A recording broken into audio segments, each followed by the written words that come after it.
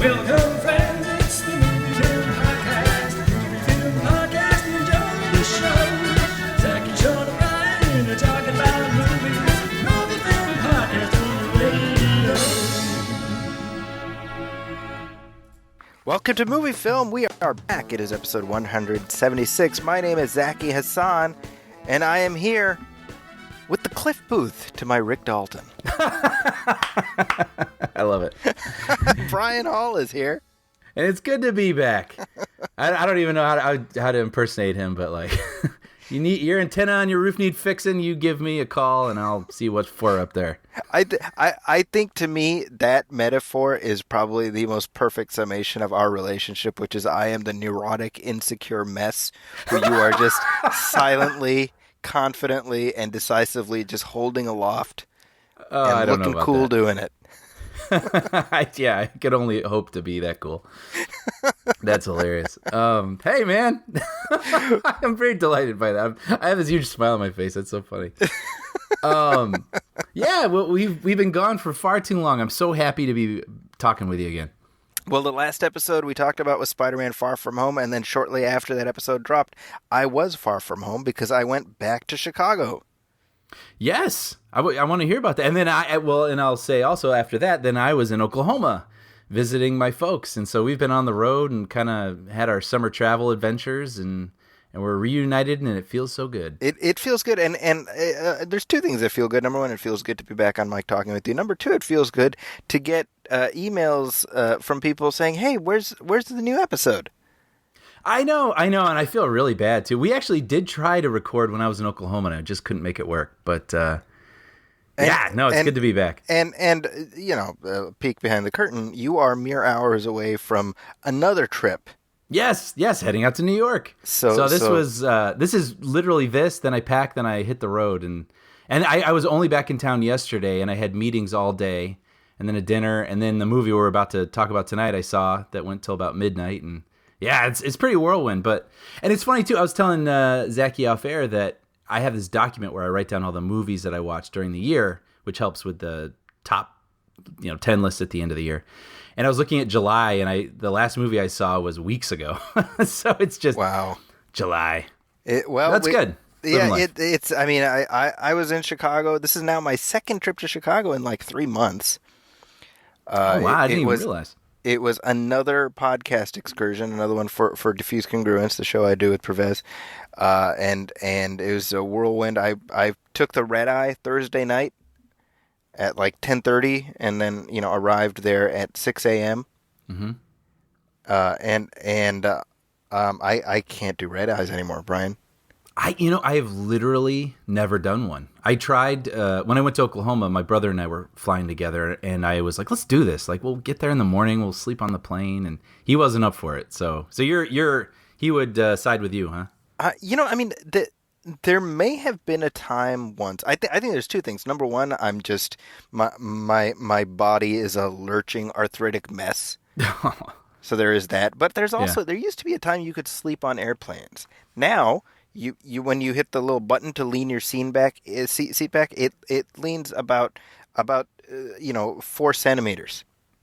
This is true. I'm actually happy to hear you call that out because I feel like I used to be able to sleep on airplanes too, and it's been a long time. And I don't know what changed. I guess it is the uncomfortable seats. It's the fact that we're piled in like sardines, and there's no give to be able to lean back, And I'm not saying I wanted to lean like an AMC luxury lounger seat in the theater, Yeah. But like, give me a little bit. Give me 5 inches.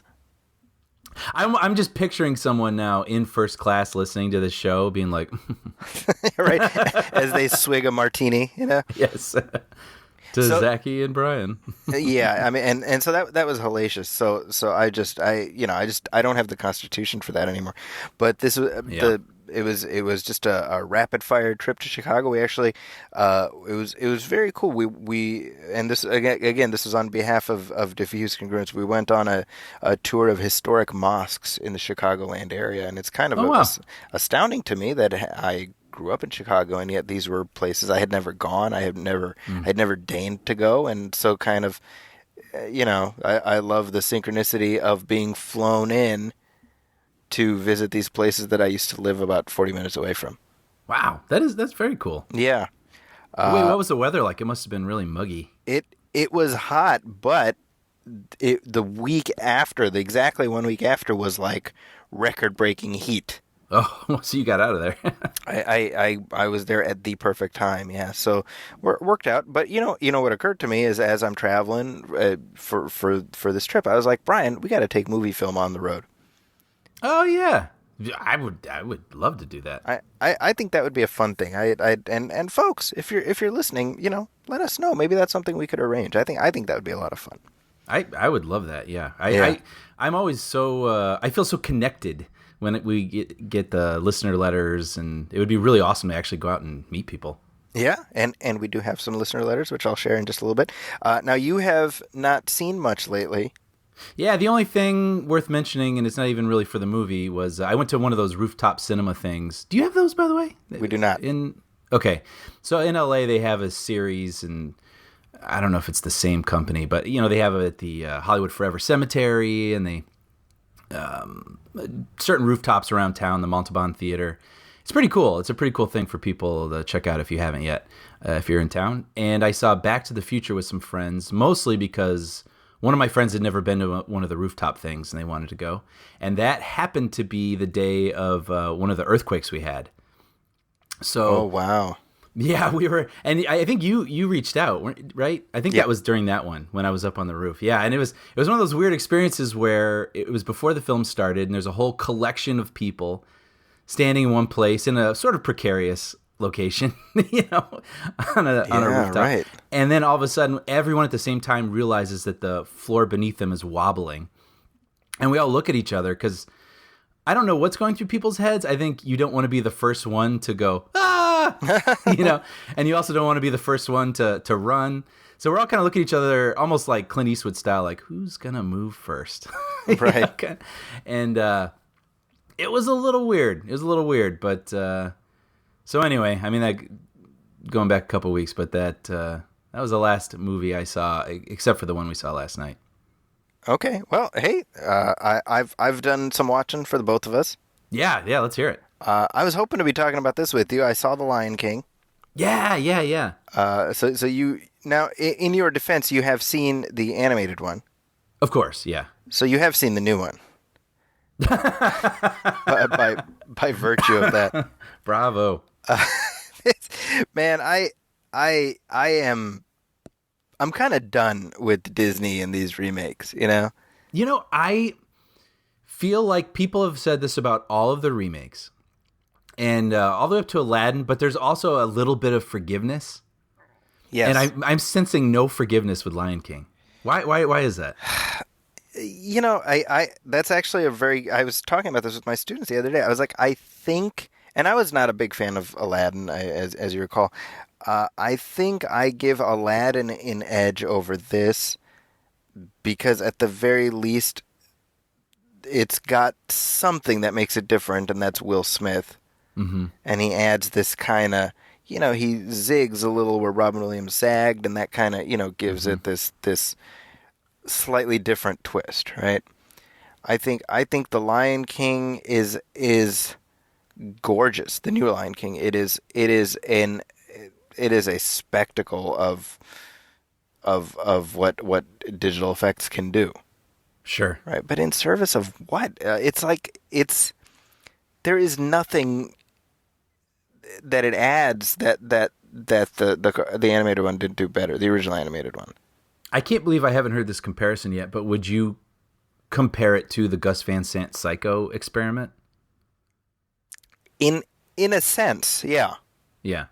In a sense, I mean, I think the question is, why do we need to do this in quote unquote live action, right?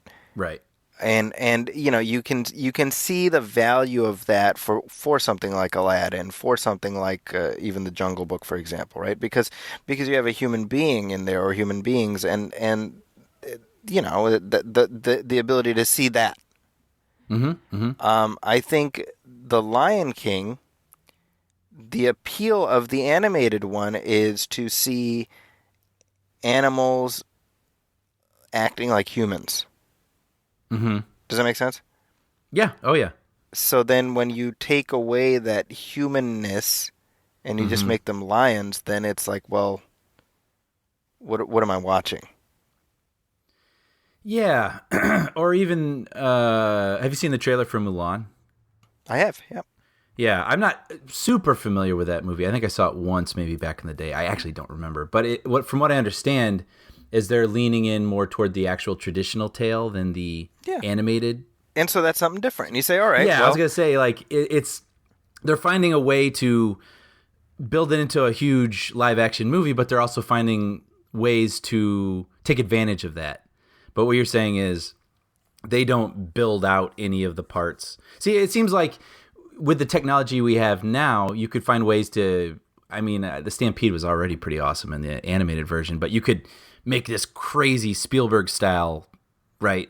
Yeah, action sequence out of different things throughout the movie with what we're capable of. But they don't even do that. They basically just use the first as the same blueprint. Yeah, and you know, so there's like a baseline of like, well, the story's going to be good because the story's already good. Right? It's good, right? Yeah, and the songs are already great. Yeah, yeah, but to me, it's like you're boxed in because we want it to look photorealistic, so you lose the expressiveness and sort of the, you know, like when we think of Scar, you think of this theatrical. You know, his hyper exaggerated gestures and facial expressions. I can picture it in my head right now. Yeah.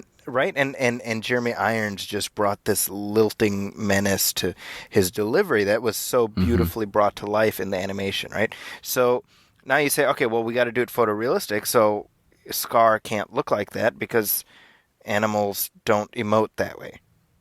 Right. So then you get Chiwetel Ejiofor, whose delivery is like this on this level, but his facial expression is like this on this level. So it's going to be completely flat. So it's very incongruous, right? Right. And then you say, okay, then we should make the animals emote more. But if you do that, then they don't look like animals.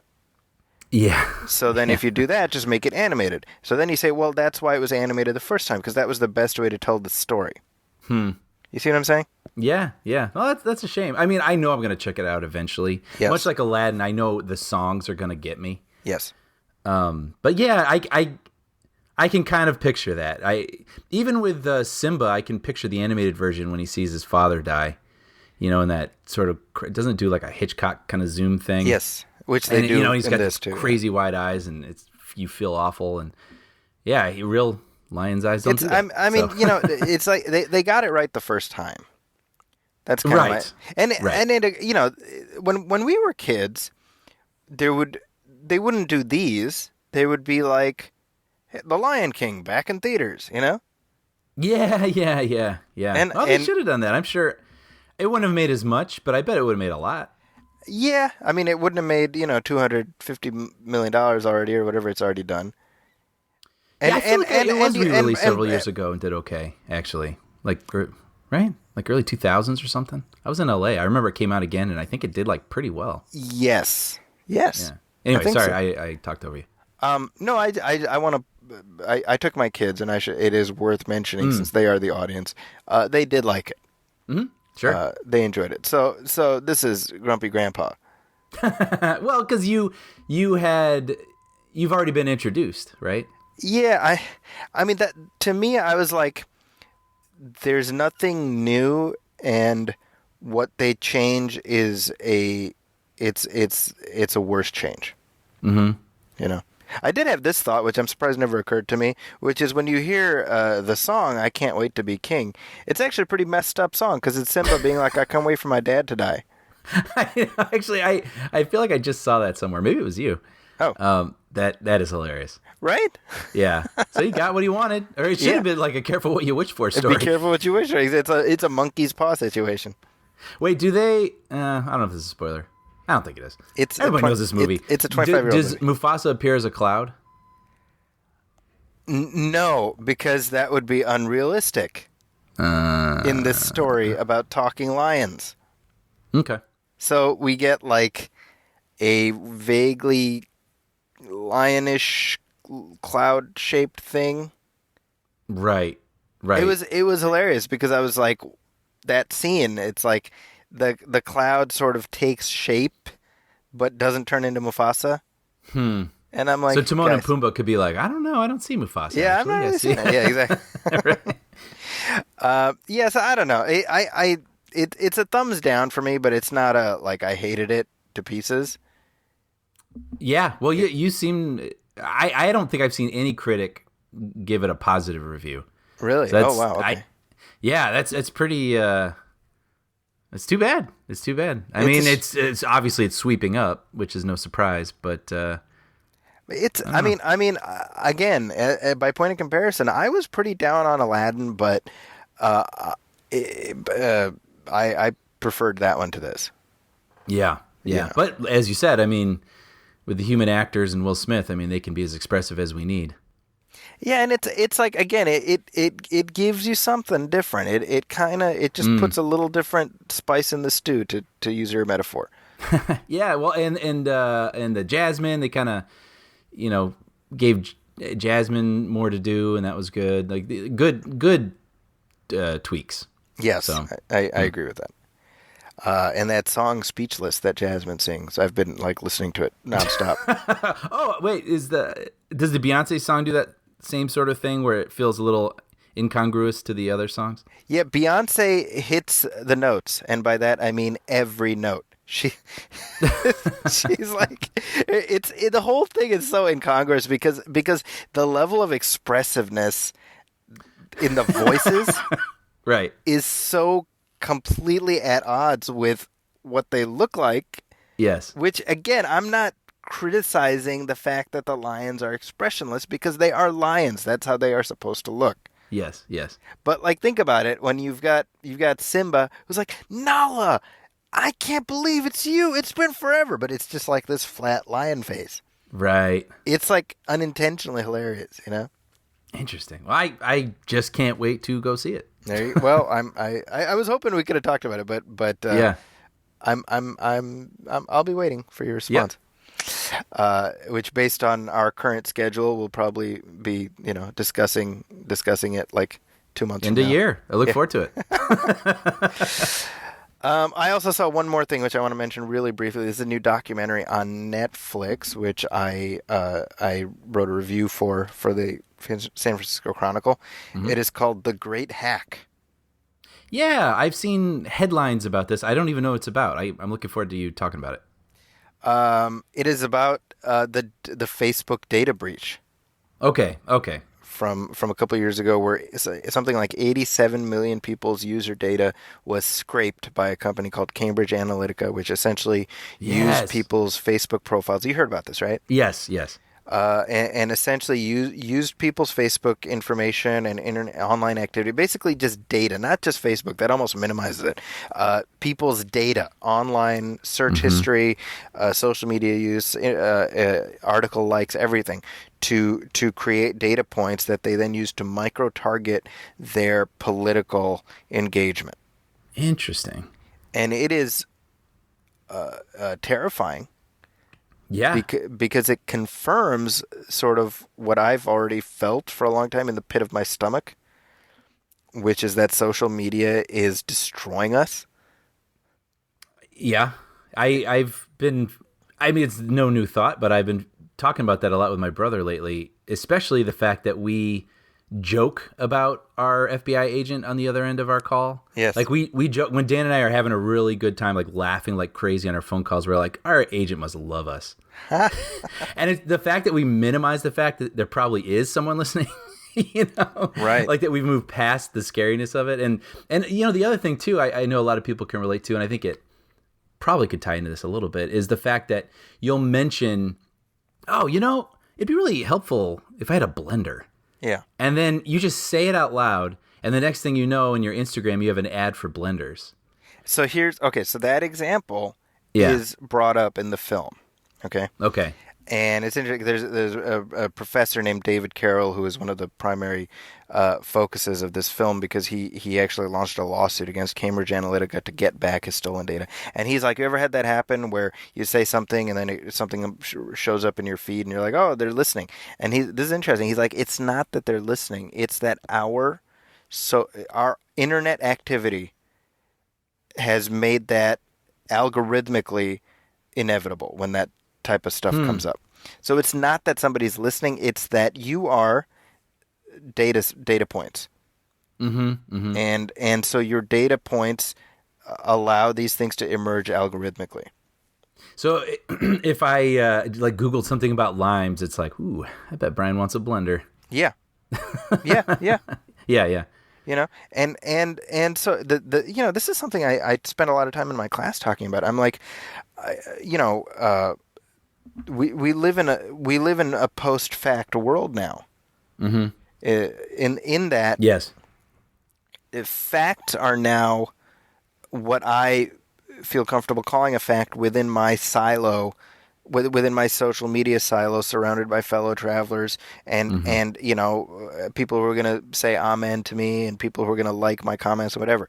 And so I create my own reality and I can reject your reality and vice versa. And it didn't used to be that way because we had objective facts that we all agree on. Like, I believe this. And then you say, well, Zachy, that's wrong because here is this peer-reviewed study that disproves that. And normally you'd be like, oh, okay, well then I guess I was wrong. But that's no longer the case now because we live life performatively. Right. And so everything is played out on a performance level. And so to have to admit you're wrong, now you have to do that in front of an audience, and we don't want to do that. Yeah. And so we dig in our heels, right? And so that's created this weird situation where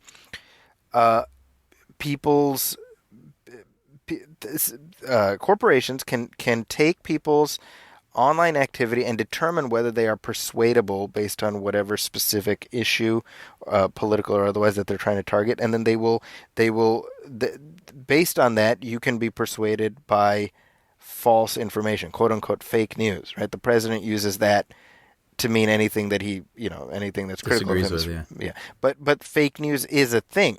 Yeah. You know? Wow. So I want to watch this. I mean, did you think it was a good film? Did it sum this up pretty well? And I think it is good. I have some issues with it in terms of, I think, framing the narrative around certain key people sort of minimizes the scale of what's happening. Oh, okay. But I mean, I think that it's illuminating a story that's really important. You know. One of those things, 20, 30 years from now, it'll be interesting to look back as this the beginning of something, and what did it lead to? I mean, think about it. Here's my point. Sean Parker, you know Sean Parker, right? Mm-hmm. He's a co-founder of Facebook. He said a couple of years ago, he said that he was talking about Facebook, the company that he co-founded. He says it's a social validation feedback loop. You're exploiting a vulnerability in human psychology. That's the whole concept of social media, right? So in other words, what he's saying is we found a weakness in human psychology and we weaponized it. Wow. Right? And that's what drives engagement. Right. And this is unlike anything that's happened in human history where we are so driven to engage about this type of thing and sort of play this stuff out on a public on a public stage. It's what's allowed for, rather than bringing us together. Social media has not brought us together; it's driven us further apart. And it's scary. Yeah, I do. It'll be interesting to watch your kids. Honestly, I think sometimes I count myself lucky to have been in the pre and post internet age, so I mean, I've definitely adapted to it, but I also remember a time before it, so I can sort of observe it a little bit. Yeah, we go through this a lot. I mean, it's such a challenge because the kids have these games that they play where they, connect with people and things like that. And, right, around the world, you mean? Right? Yeah, exactly. Yeah. I have this many friends in this game and stuff. And we're trying to sort of keep a leash on that a little bit, but it's hard, they're like, oh, why won't you let us join PlayStation Network and things like that, so they can friend with people. And I'm trying to, as much as possible, just pull that back, Mm-hmm. Yeah, that'd be hard because I'm sure I've talked to some people and parents that I work with, and they would say that their kids want to do this, and they're reluctant because they don't have an understanding of it. But then by keeping their kids out of some of those networks, that is hindering friendships, like modern day versions of friendships. Yeah. And so they're in this conundrum. So yeah, it's interesting. Yeah, it's a developing story, you know. Yeah. But the film is absolutely worth watching because I think for a lot of people it's going to be something that they don't even realize is going on, you know. Mm-hmm. And you say this is on Netflix? It's on Netflix, and so it's not alarmism, you know. It's happening. Mm-hmm. Right. You know. Yeah. Real quick, actually, I did want to mention one other movie that I saw that I want to make people aware of because I think it's worth checking out. It's called The Reports on Sarah and Salim. Okay. And I gotta give it up to the San Francisco Chronicle for assigning me to watch some of these films that, in all honesty, I don't know that I'd have time to check out normally. Mm-hmm. And so this is a Palestinian-made film about an affair between a Palestinian man and an Israeli woman. Mm-hmm. And both of them are married, and it's not like a love affair. They're just screwing. Mm-hmm. Right. And what makes this film worth watching is that it's a story that's so specific to the region. And what I mean by that is, like, in the United States or anywhere else, maybe, you know, an affair is just an affair.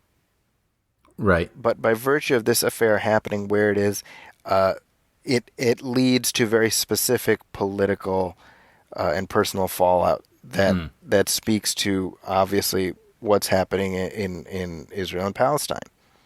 And is this in theaters? It is in theaters. Obviously, it's in limited release. It's subtitled. Mm-hmm. I see. But I want to put it on people's radar because it's not something I think that most people would check out again. It's called The Reports of Sarah and Salim, and what made reports on, excuse me. What made it work for me was the complexity with which the filmmaker, who his name is Muad Alayan, and he's Palestinian, but he's not like putting his thumb on the scale in either side of the political conflict. Mm-hmm. This is not like, oh, these people are bad guys or these people are bad guys. You know what I mean? Right.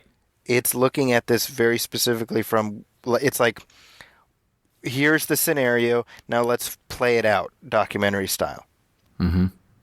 And it's fascinating. You know, it's really, it's one of those things where I watched it and it stuck with me.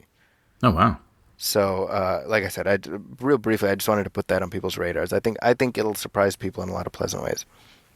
See, I love finding these little gems. It's easy to miss films like these sometimes, and so yeah, I like when people make me aware of things I hadn't even heard of. So I'll have to check that out. Yeah. So that's some of what I've seen. But here's some listener letters we got. I wanted to share with you, Brian. Yeah. So this is from Mahdi Sattar, who lives in the UK.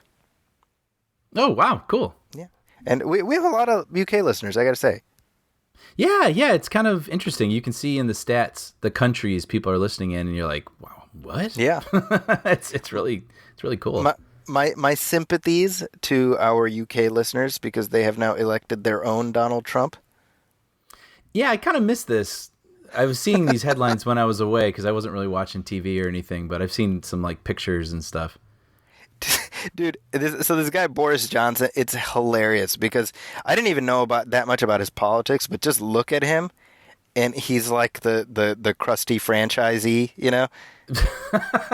Right, it's like Donald Trump is franchising, you know. Oh, that's yeah.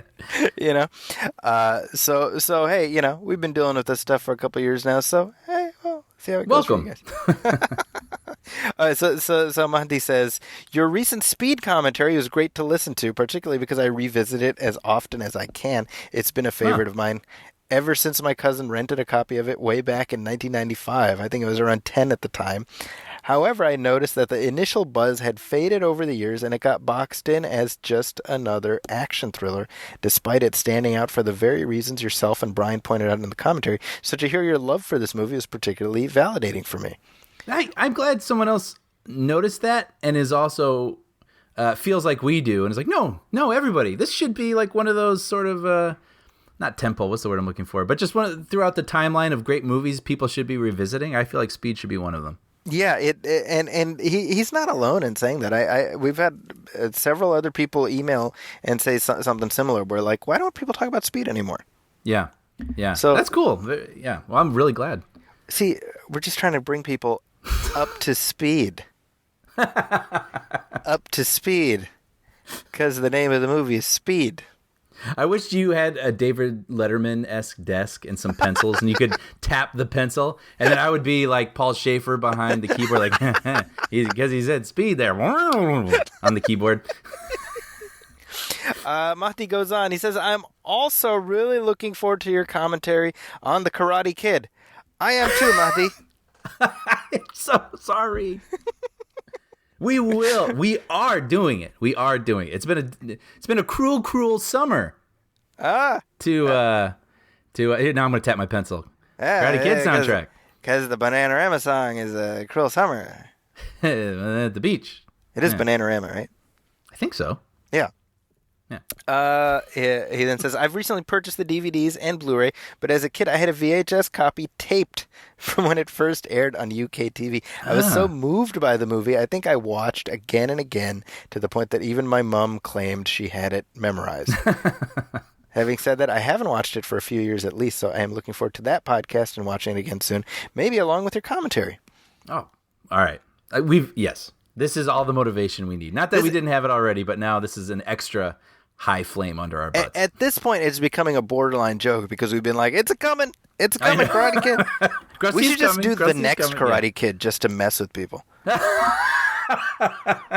Here we go, Hilary really Swank fighting Michael Ironside or whatever. Oh, man. You've never seen the next Karate Kid, I've not, no. It is truly one of the worst movies I've ever seen in my life. Wow, I should. I mean, to see it. Yeah, it's just... It's astounding, you know? Yeah, 3 was one that I remember. I was a pretty forgiving kid. Sometimes I'll hear you talk about a movie that you saw when you were 8 or 9, and you're like, this movie's terrible. And I think even as an 8 or 9-year-old, I was like, I'm in a theater and I'm watching a thing. But I remember being a little kid watching Karate Kid 3 and knowing it was bad. Well, Brian, here, let me lay it out for you. The next Karate Kid, it makes the Karate Kid Part 3 look like the Magnificent Ambersons. Okay, I'm staying away. Now, this is something he brought up, which I found amusing because this is something I myself have noticed as well. He says, I'd like to ask your opinion on something in your capacity as a movie critic. What do you think of the synopsis given to movies on Netflix? We've come across many great movies on there purely by accident, partly because we've taken away from your podcast that it's worth sticking with the film to the end, even if it doesn't start out so great. But the description rarely gives an accurate or detailed summary of the film, leading us to potentially miss out on a great find. It could be that the USA descriptions are quite different to the UK, and no, they are not. Right. Because this is absolutely a thing. Yeah, I always wonder about that. I don't read them often, but every now and then, whether it's Netflix or cable, there'll be some sort of snarky summary of the film. Right. And you're like, was someone looking to get fired or thought no one would pay attention? The way they describe stuff, it's like just sort of this baseline of like somebody's just like, I got to fill this up. I got to fill in a few characters. Like for Gossip Girl, somebody wrote, rich, unreasonably attractive private school students do horrible, scandalous things to each other. Repeatedly. Right. Repeatedly. I love that at the end. Yeah, that's good. And then let's see, this is for, let's see, Sex and the City, the movie. Friendship plus hot clothes and stiff cocktails will get these ladies through anything, even heartbreak. And it's like, well, that's such a generic, like that. Yeah, I wonder where those come from. Does someone at the cable company do that, or does the studio send out? Oh, wait, this is a little tangential, but I have to share this. So when I worked at Bob's Burgers, I would always have to ask the writer for the summary that we would send to the network, right? So we had, and you would always have to get on them too because there was a deadline it was going to air. But so I would send those over, and there was an episode called The Runway Club. So it's supposed to be like the Breakfast Club and like Top Model Runway, a model runway. Okay. And so I mean, I was very, very meticulous when I checked these things. I sent it over, The Runway Club, and when it aired on television, it said The Runaway Club. Oh, no. In the DVR, and I thought, oh, what have I done? So I went back, checked my work, checked all my emails, and sure enough, I did it correctly, but someone on the other end. And I understand because it just feels right, The Runaway Club. And in subsequent repeats, I still, to this day, I'll see it, The Runaway Club, and I'll think, oh, man. Oh, wow. How funny. Yeah. So it makes me wonder who is supplying these to Netflix, or if Netflix does it, or if a studio. I think they're Netflix generated. Yeah, that makes sense, especially the ones that are little, like the Gossip Girl one that are kind of picking on the show. Here, look at it. This is Grey's Anatomy. You feel like somebody wrote this, probably gave themselves a high five. Neither their patients' problems nor their own relationships are black and white. It's all shades of gray. Yeah. Huh? Yeah. And then here, look at this. This is for Thor Ragnarok. When it rains, it pours for the god of thunder. Stuck on a cosmic scrap heap, he's being hammered from all sides. Hammered. That's great. You know what? You find your joy. Yes. Where you can, right? Yeah. And so for Larry Lewandowski over here sitting in his cubicle at Netflix, his job is he's got to crank out like 50 Netflix synopses every 2 hours. Yep. This is his joy. Yeah. Brian, listen to this. Hold on. This is Hawaii Five-0. An elite group of cops watches over a tropical paradise where crime pays. Hey, bad guys like good weather too. Hey. Yeah. Anyway, sorry, you were saying. No, I'm glad to see people enjoying their work. So Madi, we hope that answers your question. And he ends by the way. He says, "I look forward to listening to you and Brian on our future road trips." So we have been their road trip companions for he and his wife. Oh, well, that means a lot. Thank you. Yes. And we are not backseat drivers, so that's also really nice. Whoa. Get over. It's open. Yeah, exactly. The lane to the right. What are you doing? Yeah. We should interject that every now and then, just for the 2 or 3 people who happen to be on a road trip. So here we go. That was from the UK. This is from Denmark. Wow. Okay. This is Jonas from Denmark. Which, by the way, I saw this was coming up, so I looked up how to say hi. Okay. In Danish, and it's hi. You're welcome. So, yeah, with a J. So hi. Jonas. There we go. Yeah. He says, I just recently discovered your podcast, and I think it's really good. You bring in nice details on the movie you review, plus a good talk about the movie in question, including cool trivia. Your most recent episode on Spider-Man Far From Home was a great talk. Things I did not think about when I saw the movie was mentioned by you. So that's awesome. I'm glad our in-depth review was deemed worthy. Now he says, I looked in your podcast list. Did you not review Blind Spotting from last year? It's a great movie. And I'm trying to remember. I know we didn't do like a full-on like episode about that, but did we ever talk about Blind Spotting? I'm not sure. That name rings a bell as if... Oh, yes! I had to look it up. I do remember that being talked about on a lot of podcasts, and it was sort of one of those things that was on the list, and it was always second. There was always something else I had to see. Yeah. But I do want to check that out. Yeah. Oh, you haven't seen it yet? Okay. Yeah, it's a good movie. Yeah, absolutely. Yeah. So Jonas goes on. He says, I listen to many podcasts. Do you know about Slash Film Podcasts with Dave Chen? I've listened to those guys for years now, and I would rate your pod close to theirs in terms of quality and listen talk about new movies plus the trivia thing. Honestly, that is my favorite podcast. See, I knew this was going to put a smile on your face. I love David Chen. I think he is so talented. He's a really, really excellent podcaster. And so that compliment really, really means a lot to me. That I actually can't even believe that. So that's very cool. Well, while Brian sort of soaks that in, why don't we take our first break? We'll come back. Thank you. I'm really happy that you're enjoying the show. Thank you, Jonas, and we do hope you'll stick around. And we hope you'll stick around past this break.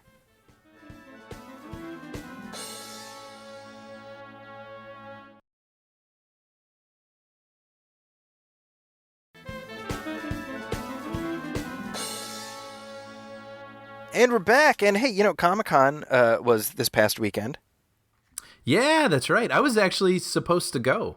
Oh, really? But yeah, this was the only weekend for a couple months that my brother and I could both make it out to go see our parents. So we ended up going to that instead. But so I followed it a little bit online just to see what was going on because it's always kind of fun to see what trailers drop. I mean, that's kind of the nice thing is that nowadays everything is live streamed. Yeah, or the second a trailer is shown there, it's immediately online in HD, right? Yes. I mean, it used to be they would show some footage from something. I was listening to, oh my gosh, I was listening to /Filmcast to go back to that. And they were talking about how, when the Tron Legacy stuff showed, that didn't go online immediately. And people had to tell others, hey, they're making a Tron sequel, and I saw footage from it. And the only way you'd see it is from really crappy cell phone footage. Yeah. Right? So it kind of makes sense why a studio would be like, oh, look, all right, if it's going to go out there, we may as well show the best version of this. Yeah. But that's just how things have changed. So yeah, for example, the Top Gun thing, I mean, I heard about it. People were texting me. So immediately we fired up my parents' Roku and we're like, let's watch all the trailers. Well, you mentioned Top Gun, and that is our first trailer for this week. Top Gun Maverick. This is directed by Joseph Kosinski. Mm-hmm. Director of Tron. Director of Tron Legacy. Look at that. You segued and you didn't even know it. Yeah. And it is written by Christopher McQuarrie. I believe, right? Did he write it or did he do like heavy polish on it? He McQuarried it up. Yeah. It involves Tom Cruise in a driving a conveyance of some kind, so we know that McQuarrie had a hand in it. So let's play some of the audio and then we will talk about this.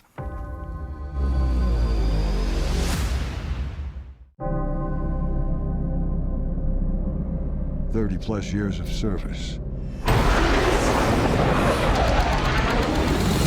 Combat medals, citations. Only man to shoot down 3 enemy planes in the last 40 years. Yet you can't get a promotion, you won't retire. Despite your best efforts, you refuse to die.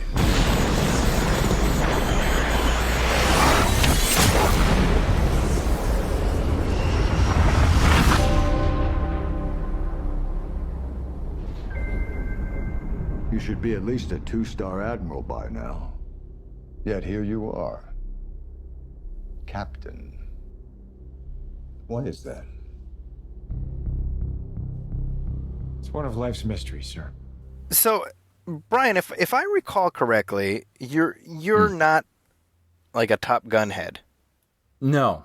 I like Top Gun just fine, but no, I didn't really grow up with it, and when there's screenings of it, I don't feel like, oh, I gotta go, even though I have gone. I've gone for my friends, and I enjoy it, but I don't. Yeah, I didn't grow up quoting it or listening to the soundtrack. It's weird because it's definitely a movie that I grew up with, but I don't have. Yeah, I mean, it's not like The Karate Kid for me or something where I can, yes, like watch it all the time. I can't remember the last time I watched Top Gun the whole way through. Yeah, but I'm not gonna lie, I watched this trailer and I'm like, man, I think that's like the Top Gun sequel I didn't even realize I've been wanting to see. Like, yes, agreed. And it's funny too because when it dropped, I can't even tell you how many texts I got from people. Funny. And I was on a text chain even, and someone was like, Top Gun trailer, and then someone's put, I know, chills. And I was thinking, what? I mean, I'm sure it would be cool, but I couldn't believe the amount of enthusiasm that was coming from this trailer. And yeah, I agree with you. I watched that and thought, well, that's like high on my list now. I can't wait for next year. So is it next year or is it this fall?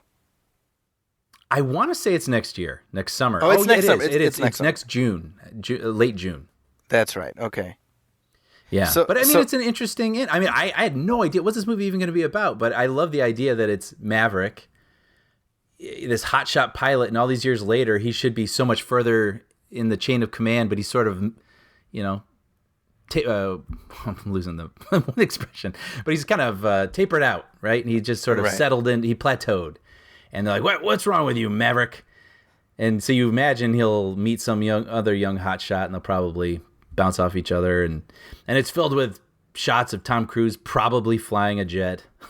Well, that you've come to expect. Yeah, doing it for real. We know Miles Teller plays Goose's son. Oh, I didn't know that. I didn't know it was related to Goose. Yes, he is. Let me just make sure that I'm not talking out my ass. Why didn't they get Ryan Gosling? Yeah, right. Miles Teller, yeah, Bradley Bradshaw, right? So yeah, Goose is Nick Bradshaw. Okay. Right. So. Oh, and Val Kilmer's back. That's also worth mentioning. Yeah, that's pretty cool. And there is beach volleyball. yes. Hello? I mean, they had everything you would hope for in this trailer, but also for the people who are endeared to all the iconography of the first one, but also made it look like, and we're going to do things we couldn't possibly do 30 some years ago. Yes. Yeah. So I am definitely intrigued. I will say this. I mean, just from the trailer, it reiterates Kaczynski's eye in terms of shot selection and things like that, right? Yeah, that shot, I think it's at the end, where it's almost like a fisheye sort of thing on Tom Cruise in the jet, and you see the other jets around him. It's very cool. I was like, man, that's the one thing. I find his movies kind of cold. Kaczynski, yes. Kaczynski, but I think his visual sense is like first rate. I absolutely agree, yeah. You know. So I'm excited for the Top Gun sequel, and I wasn't a week ago, so call that a win for Comic-Con. Yeah, I hope it lives up to the trailer. Here's another Comic-Con trailer, and oh my gosh, dude, I've been wanting to talk about this with you. Jay and Silent Bob reboot. Uh-huh. This is, what's the new Jay and Silent Bob movie, Brian? Yes. And there's another Jay and Silent Bob movie. Yes. Right.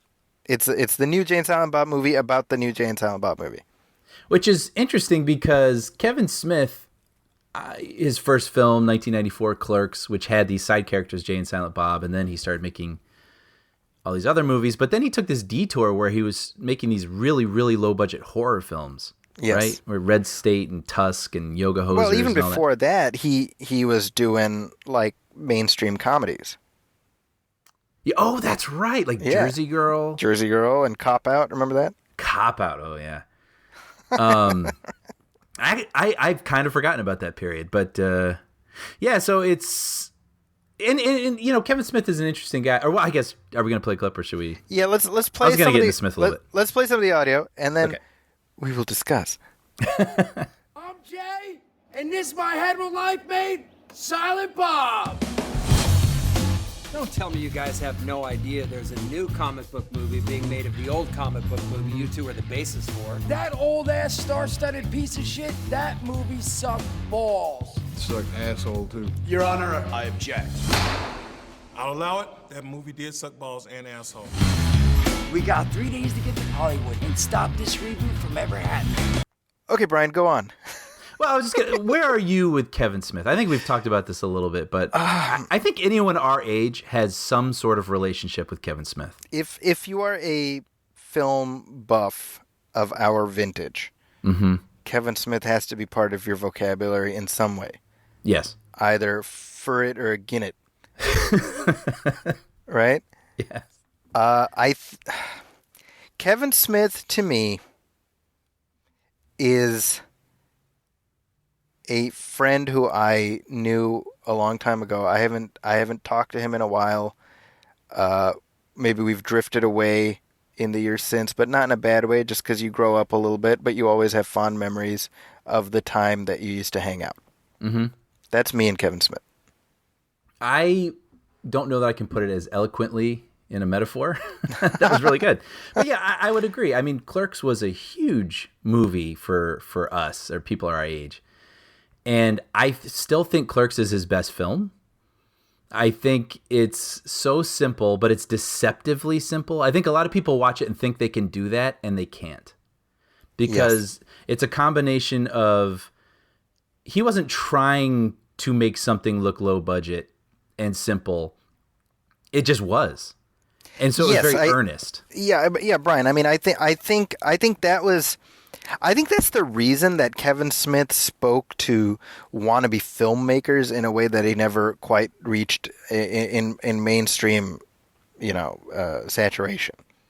Yeah, but it was also, his writing was very, very good. It was very crisp. The actors, as sort of weirdly wooden as they can be, it works in a way that you can't conjure on purpose. It just kind of was this weird alchemy, and it totally worked.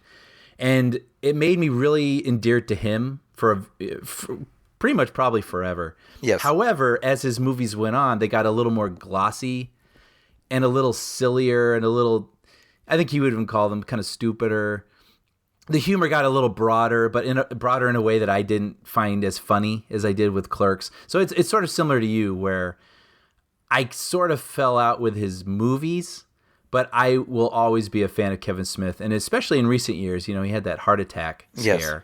And I follow him on Instagram. And he looks great, by the way. He's lost a lot of weight. He's lost a lot of weight, and he's such a sincere guy. Yeah, I personally, I find it impossible to dislike him, even when I mean, really, I'm trying to figure out how to say this, but it seems like a lot of people attack him now for his sincerity. He'll talk about watching some movie and crying, and like, you always cry now, and I'm like, well, he always cries. Yeah, so what? Yeah, he's passionate about things, and he's plus the wacky tobacco will do that to you. There's also that. Which is funny because he became a stoner later in life. Yes. Interestingly, right. But thank you, Seth Rogen, for that. Yeah, that's right. But anyway, all that to say, I really love the guy, and I am always rooting for him. But I haven't always looked forward to his movies. We haven't talked about the trailer at all, Brian. Well, it's such a long lead up. This preamble. This is you just read War and Peace. But what about the trailer for the movie that we're discussing? So the Jay and Silent Bob I love in Clerks, I have not seen since Clerks. Yeah. Wow. Yes. Right. And right, because they turned into these cartoon characters immediately with Mallrats. Yeah, with this poo-poo humor, and I love poo-poo humor. Yes, but kind of Brian loves really really childish sort of poo-poo humor, like smell my hand that's just been down my pants, and I'm like, And so this movie looks like more of that. And all this to say, I probably will watch it because I'm just endeared to Kevin Smith, and I still am endeared from Clerks to these characters, but I haven't liked them since Clerks, really. Okay, so I did not laugh one time in this trailer.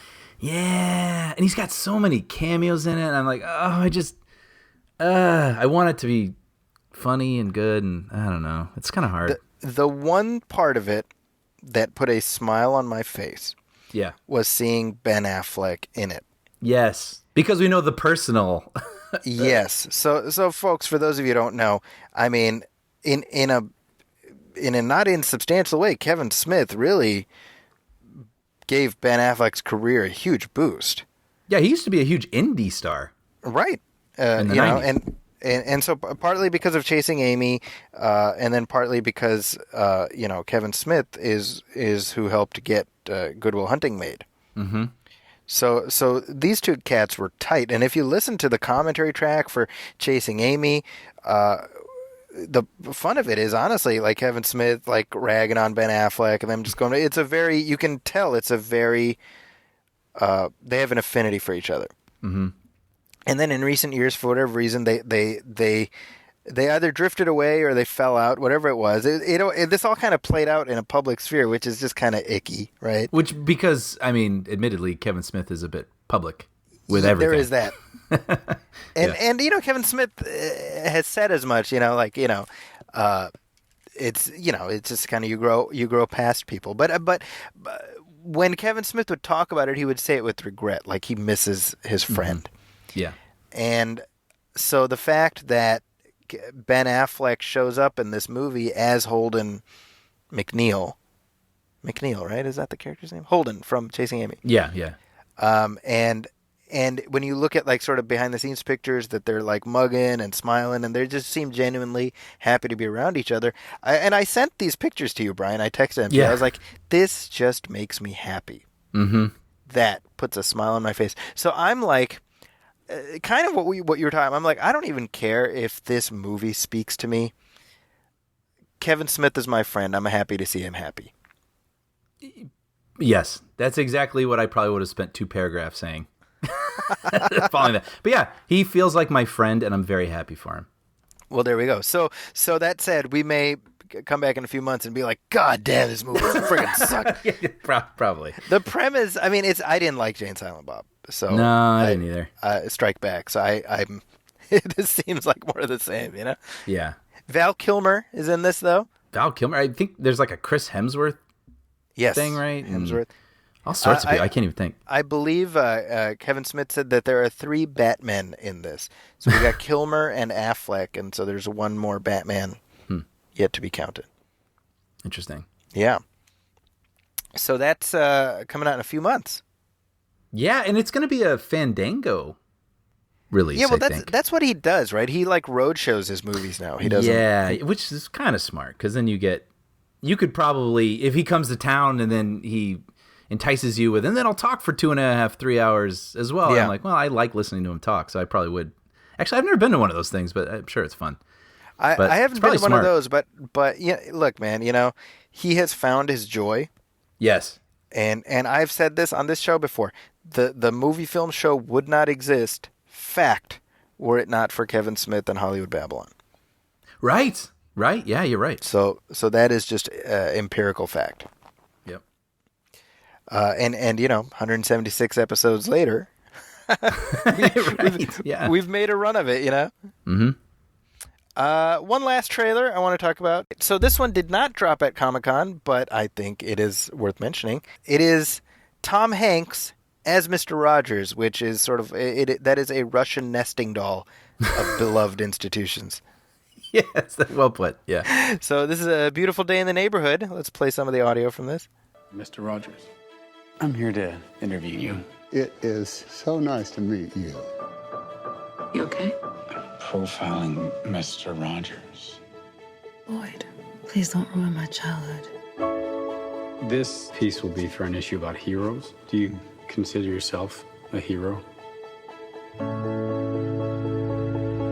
We are trying to give the world positive ways of dealing with their feelings. Yeah? Like what? There are many things you can do. You can play all the lowest keys on a piano at the same time.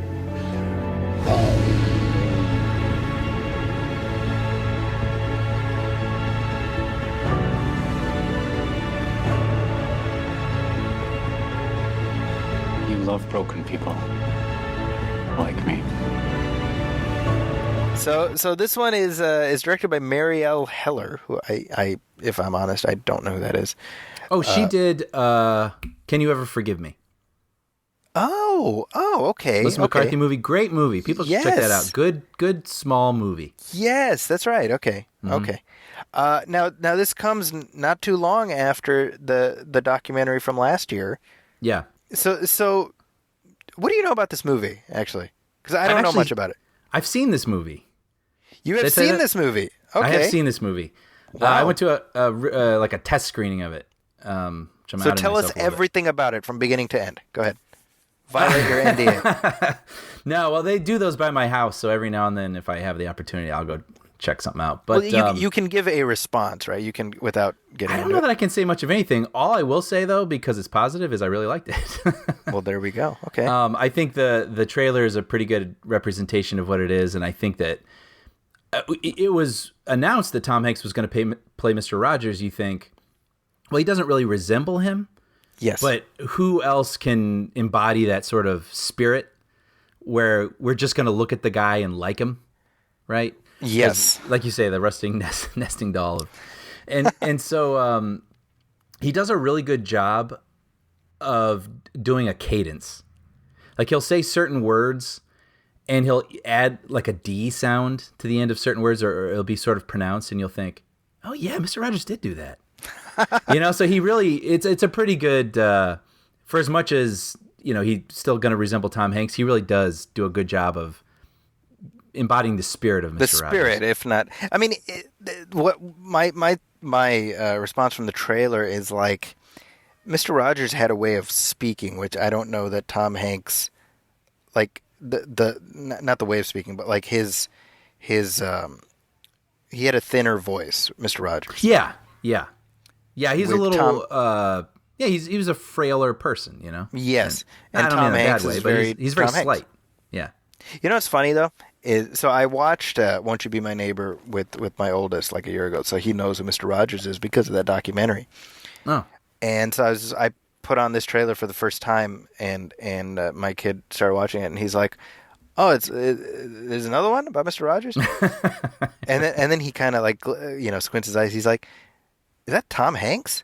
And I'm like, "It is Tom Hanks," and he's like, "That's perfect." Oh, really? That's what he said. Oh, wow.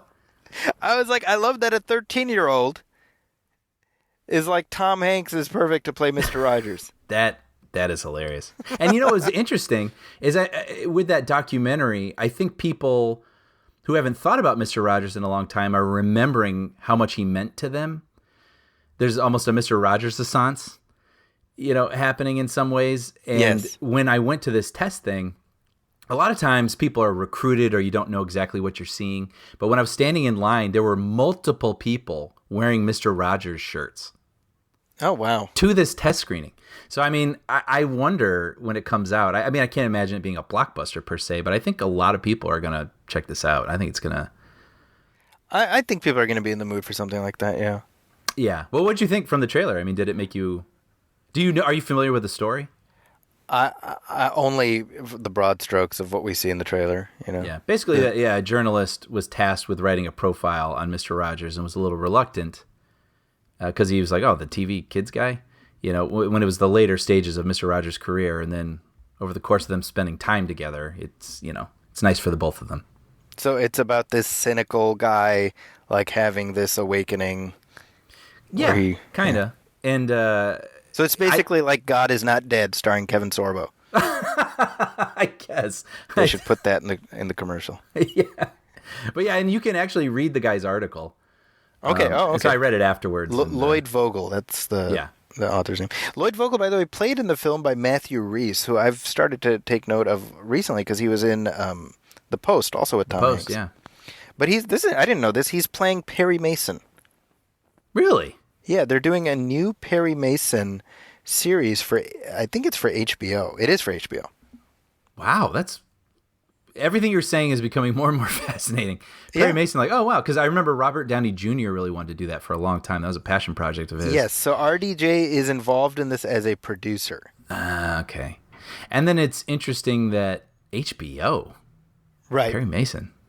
Yeah, I think they were planning it as a feature franchise with RDJ, and I think they sort of realized like maybe I don't think people are going to pay money to watch Perry Mason in the theater, Sure, that's a good idea actually. Make a series. I think so. Yeah, so it's a HBO series, and I'm looking at the cast here right now, and I hope they play the Ozzy Osbourne song as the opening. Perry Mason instead of the like classic theme. Yeah. Perry Mason is an interesting situation where you have a fictional, pre-existing character, right? Because he existed in novels, but the person who plays him just takes ownership of it. Mm-hmm. Right? So Raymond Burr is so affiliated with that character to the point where people don't realize this. And folks, this is what you get out of movie film. You get random 1970s trivia. I'm actually excited. I don't know what you're going to say, and I'm like, what? So there was the original Perry Mason series, which was very successful, of course, right? And then it goes off there. And in the 70s, they did the new Perry Mason. Yes. But it did not star Raymond Burr. Oh. Yeah, see? It was like guy who's not Raymond Burr. Which makes sense, right? Because you're like pre-existing fictional character. We don't need this actor. We just need, the character. We've had a lot of Batmans. Yeah, exactly, right? Yeah. And nobody watched it, of course. It lasted one season.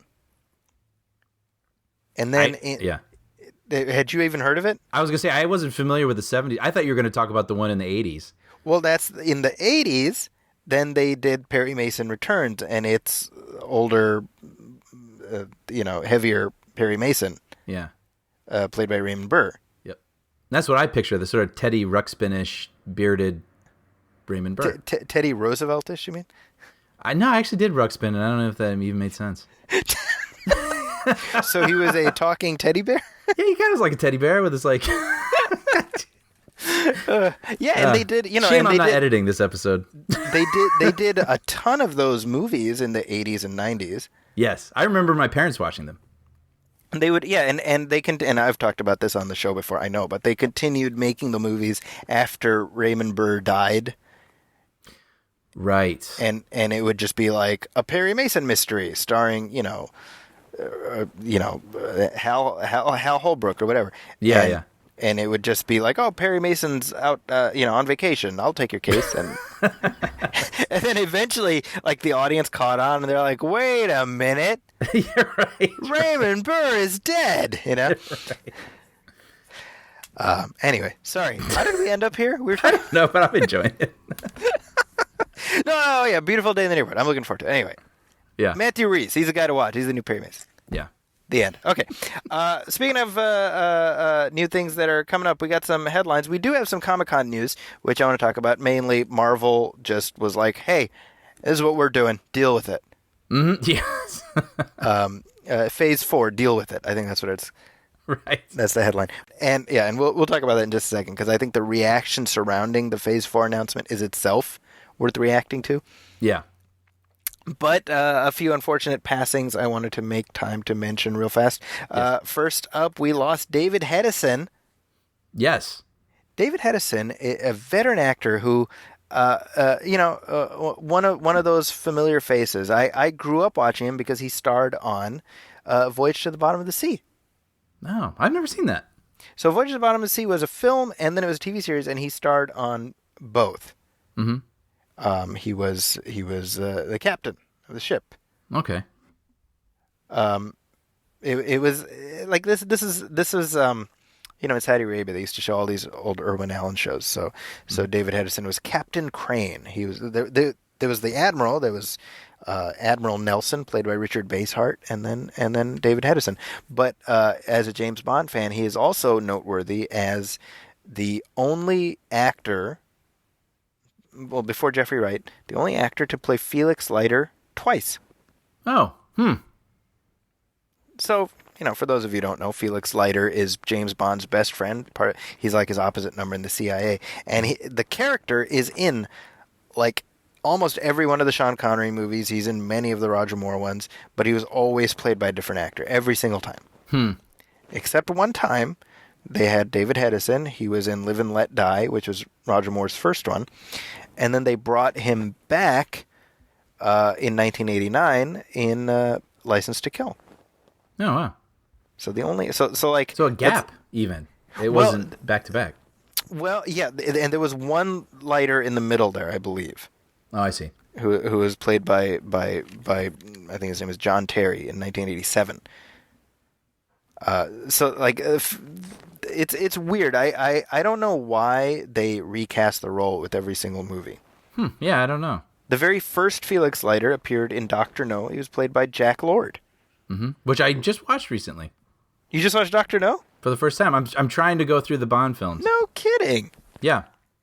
So Jack Lord, who would go on to play Steve McGarrett in the original Hawaii Five-0, I think he wanted a bump in pay or something for the second one, or for Goldfinger, and they were like, kick rocks.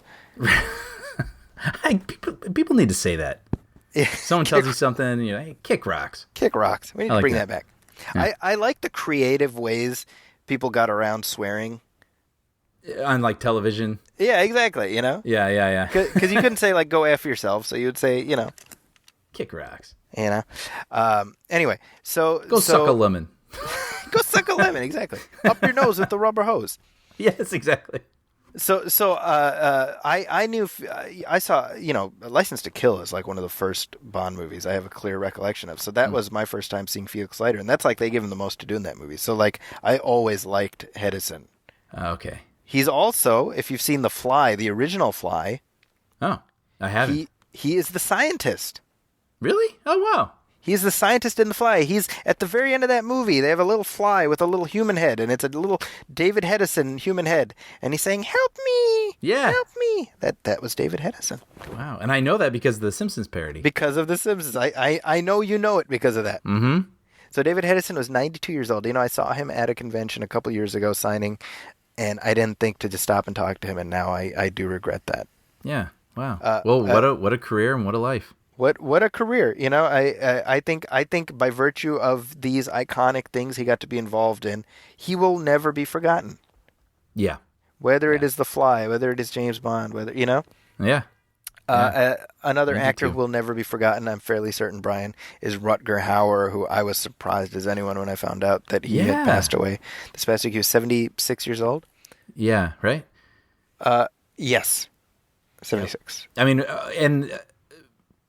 I was going to say I would assume most famous, but I don't know what people remember him from most. But I think Blade Runner is the one that most people, when you see the picture, people are posting in these articles, and you know, his Tears in Rain. I've seen that quote. Yes, posted a lot this past week, which he improvised, which is pretty cool. Yeah, and it's beautiful, and it's heartwarming, and well, not heartwarming, heartrending. You know that quote. I mean. And he was 75, by the way. He had just turned 75. Okay. But above and beyond Blade Runner, you know, you've mentioned to me The Hitcher. Yeah, I told Zachy, I just had to point out, you know, it feels like every kid has that one movie they saw late at night that they probably shouldn't have, that haunted them for years and years. And for me, that was The Hitcher. Okay. And I saw it on Channel 9, like WGN at like 11 at night.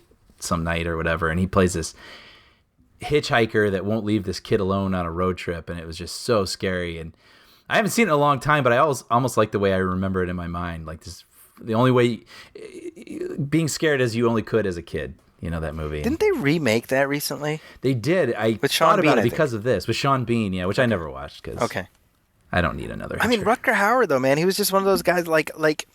Such a distinctive voice and face, you know, and he was really ageless. Yeah. He was in Batman Begins also, right? He was in Batman Begins. He was Mr. Earl. Didn't you get the memo? Yes. Right. Yeah. Lady Hawk in the 80s with directed by Richard Donner. Yep.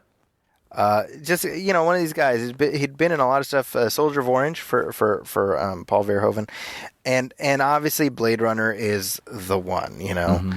Roy Batty, one of the great iconic characters, and this is something my friend Zach Stentz, who you know, he was just on the Nostalgia Theater show recently. He posted something on Twitter which really stayed with me, as it pertains to that film. He's like, all these people are quoting, you know, that moment from Blade Runner, and that should tell you how little it matters about whether Deckard is or is not a replicant. You know, that stupid that question.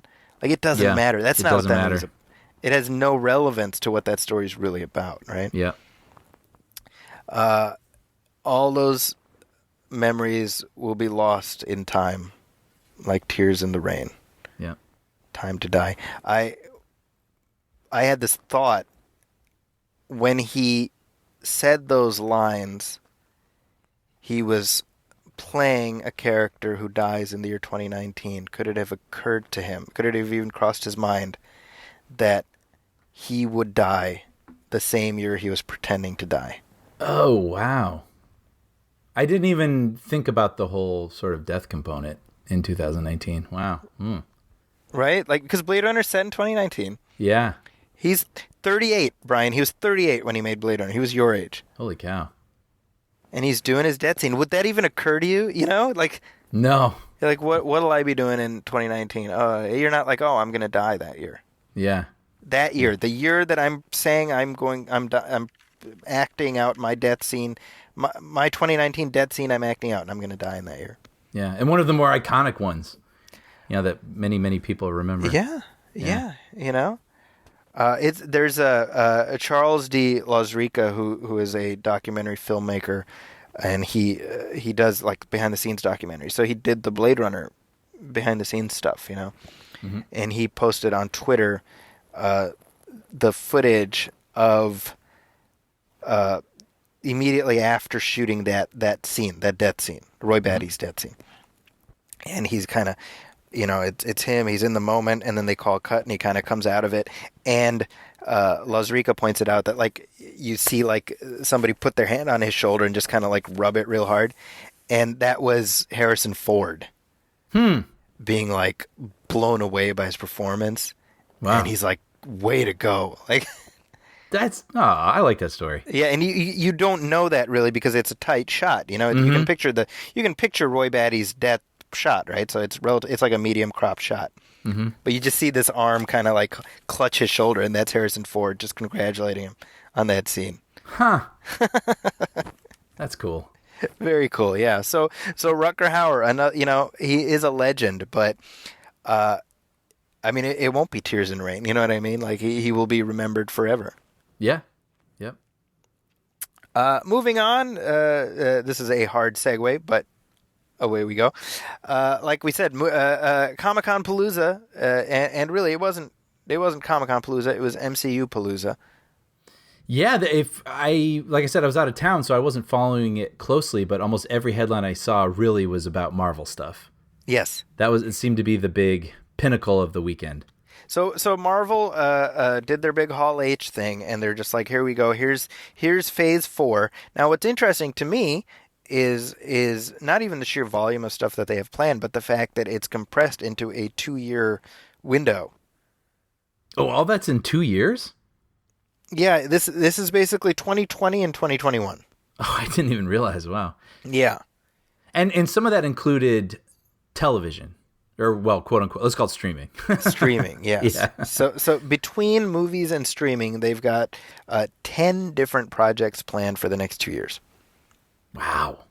That's a lot. It is a lot. And Kevin Feige has said that, they may, they're not 100% married to it. They may make a few changes on the fly, but generally this is the plan. This is Phase 4. Yeah. Now, as I said, before we even get into what they're going to be talking about, to me, what's noticeable is the social phenomenon surrounding the news of this. And the way people from all walks of life are plugged in a way I've never seen before. What do you mean? Like my students are like, did you see all the new stuff Marvel has planned? The day that this was happening, my 10-year-old was off at his cousin's house playing. Okay, and then he got dropped off in the evening, and he's like, "Did you hear all the Marvel stuff that's coming?" And I'm like, "How did you hear it?" Yeah, that's a good point. And it's basically like people sitting down. It's like people watching draft picks. Yeah. Because everyone's going to be watching this stuff. That's the point. If this is getting announced, it's just as exciting. Like, what am I going to be watching for the next 2 years? Tell me. Well, and we make the parallel. Can you point to something comparable to this with like Star Wars? No. Right. I'm sure Disney assumed this is what it would be like for Star Wars, but it just didn't turn out that way. It just didn't pan out. Not in that way. And that's what I mean about like the level of cultural penetration these films have achieved. I mean, this is like next level, and the fact that these movies are coming and everyone seems excited about them.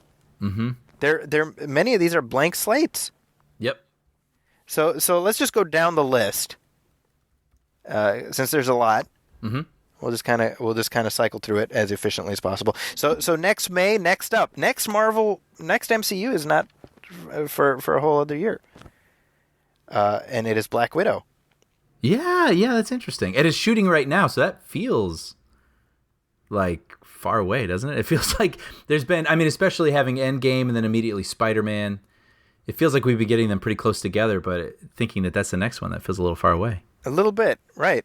Yeah. So this is directed by Kate Shortland, and it comes out next May. Oh, David Harbour is in it also. And maybe this is just me, but if I'm honest, this is the one I'm probably least, zazzed about. Yeah. Well, it's funny because I agree with you, because I feel like I can already imagine it in my mind. So that's the challenge that Marvel has, is if we're coming right off of the Endgame, or let's say the Infinity Saga. Yes. right? That everybody was really wrapped up in and excited about and went out and everyone seems pretty satisfied with, to kick off your next phase and get people excited about what's next. It feels like a little familiar. Yes. And so I wonder what they're going to do, because they haven't, they seem to anticipate what everyone is going to already be feeling, and then they subvert it and make you excited anyway. So I'm very curious what they're going to do with this one to get us zazzed. Yes, I agree. Yeah. So that is next May. Next November, this is the Eternals, which I know very little about. The concept, you mean? Mm-hmm. The characters? Well, I mean, and I think, just being candid, I know not a whole lot about the Eternals either. I do have gaps in my nerd knowledge. But it is a Jack Kirby series, so they're planning to be very sort of cosmic and amp up the spectacle. Jack Kirby had a very specific way of depicting cosmic type stuff, so they plan to lean into that. Now, this is going to star Richard Madden and Angelina Jolie, Kumail Nanjiani, Salma Hayek. It's directed, though, Brian, by Chloe Zhao.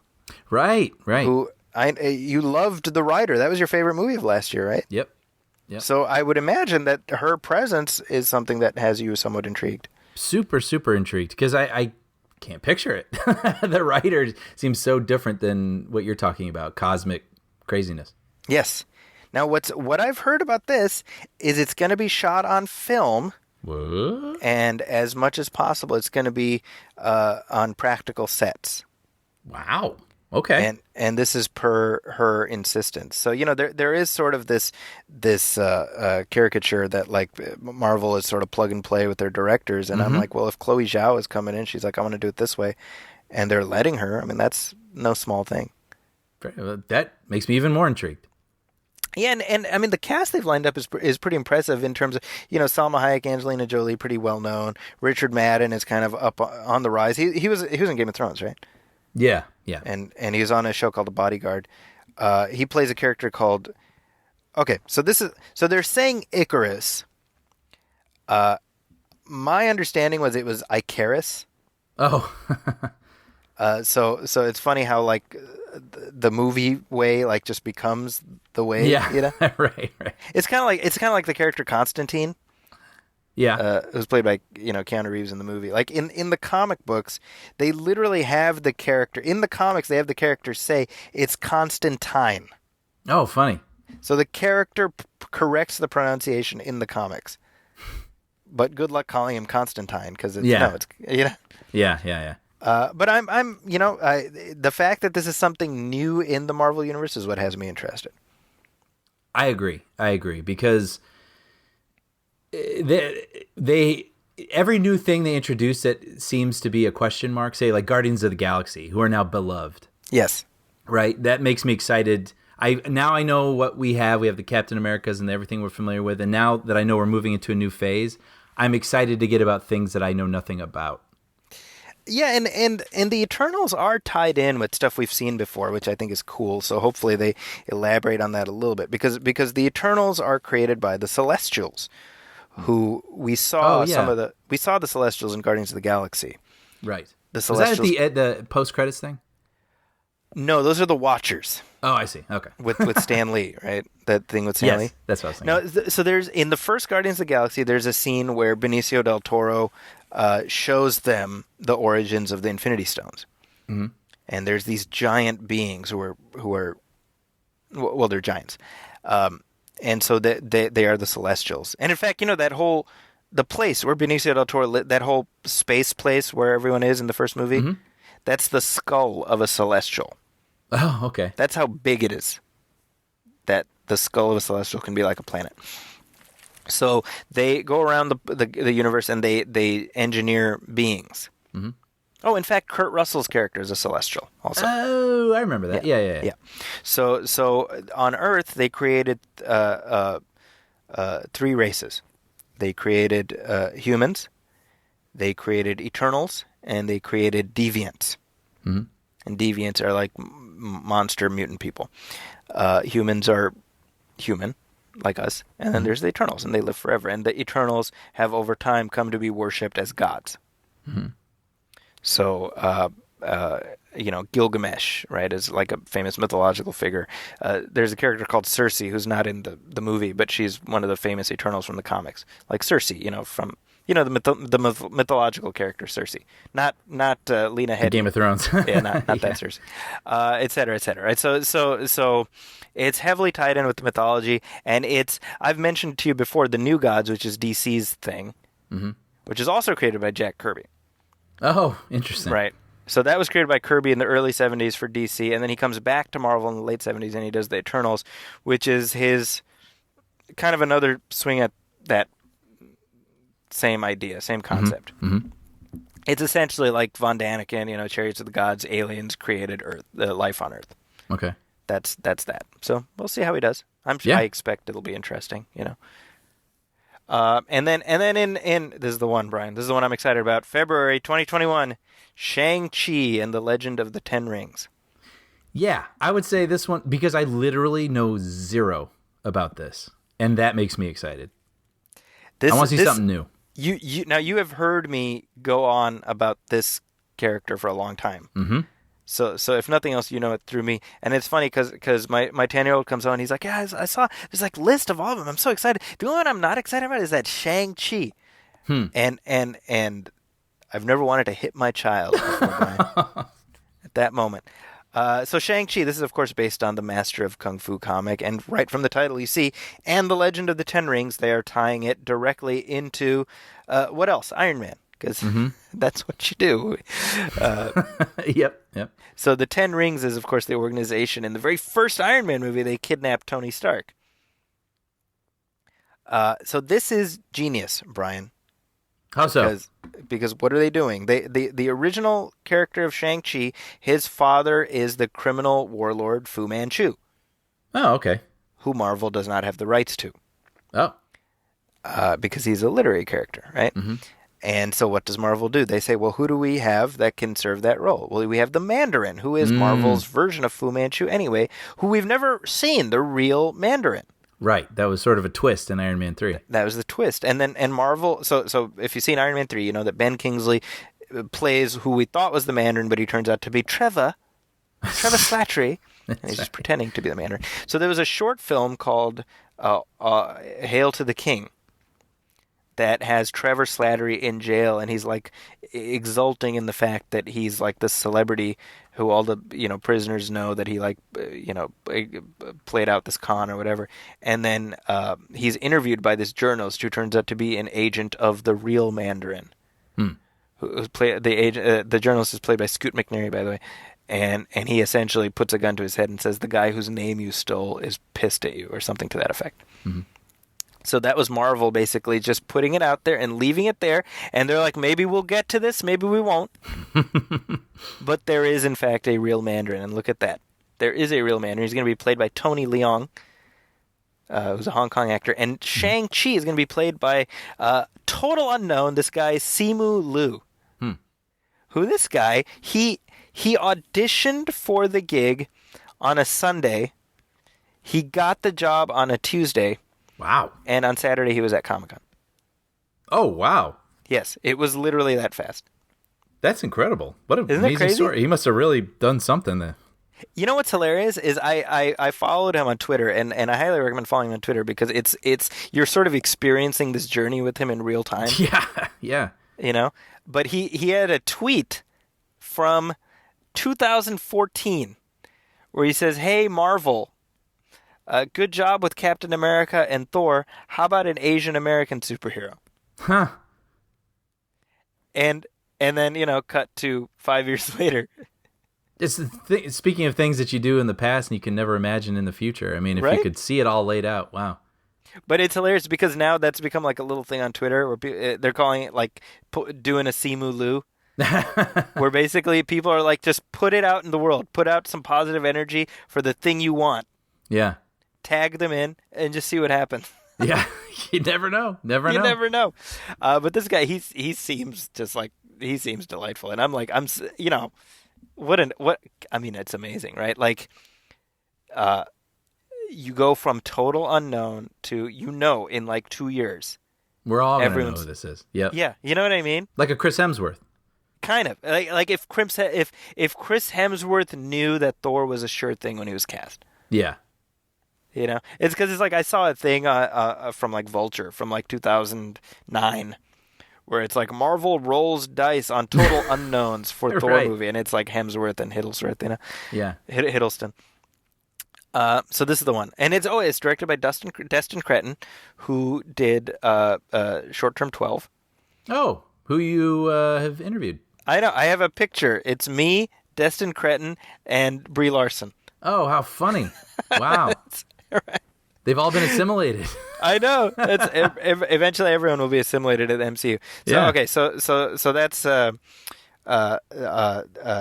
on the movie side. But before that, there's going to be Falcon and Winter Soldier. That's going to be on the Disney Plus service. Mm-hmm. That's going to be in spring of next year. Okay. And then they're bringing back Daniel Bruhl for that, and also what's her name, Emily Van Camp. Oh. So that's going to like continue that's going to be 6 episodes. Okay. I'm into that. Make it just tell the story you want. No need to stretch it out. Yeah, I agree. And when you think about it, that's like we're getting like a Captain America trilogy in one shot. It's pretty cool. Right? And you can get these big actors that way. Yes, exactly. And then they're also doing, WandaVision, which is the streaming service show. Mm-hmm.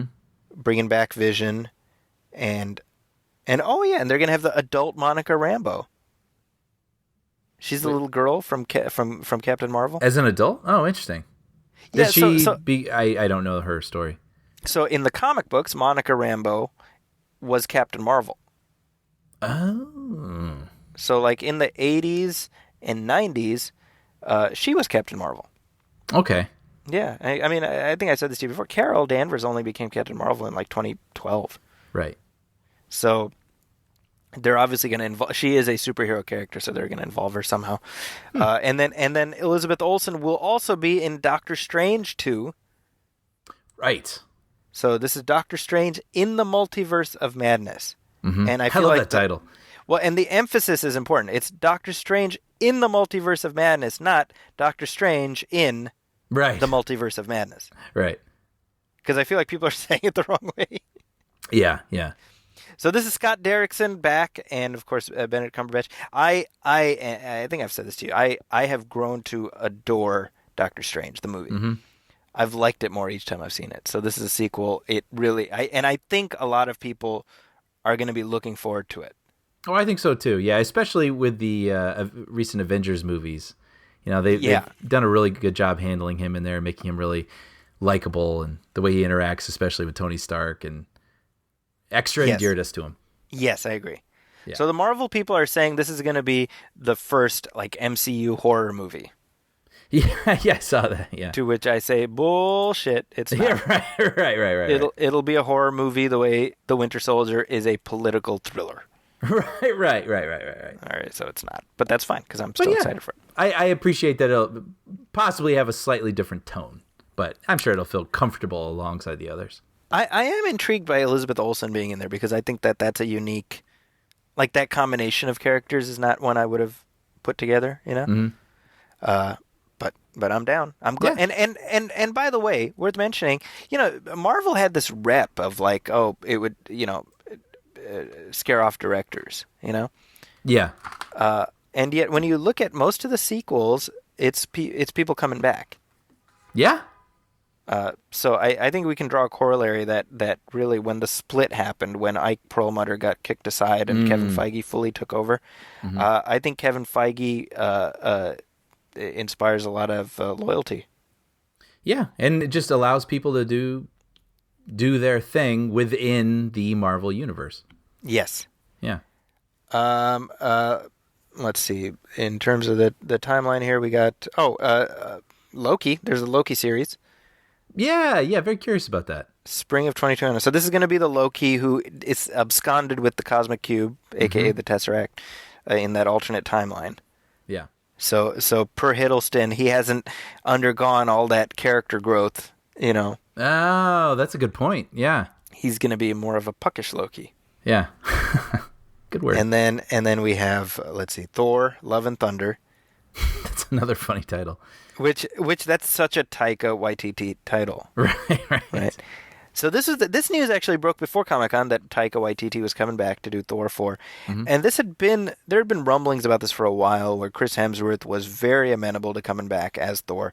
And I would imagine Men in Black, imploding like an inverse neutron bomb is part of what made him more amenable to coming back. Sure, probably. Yeah.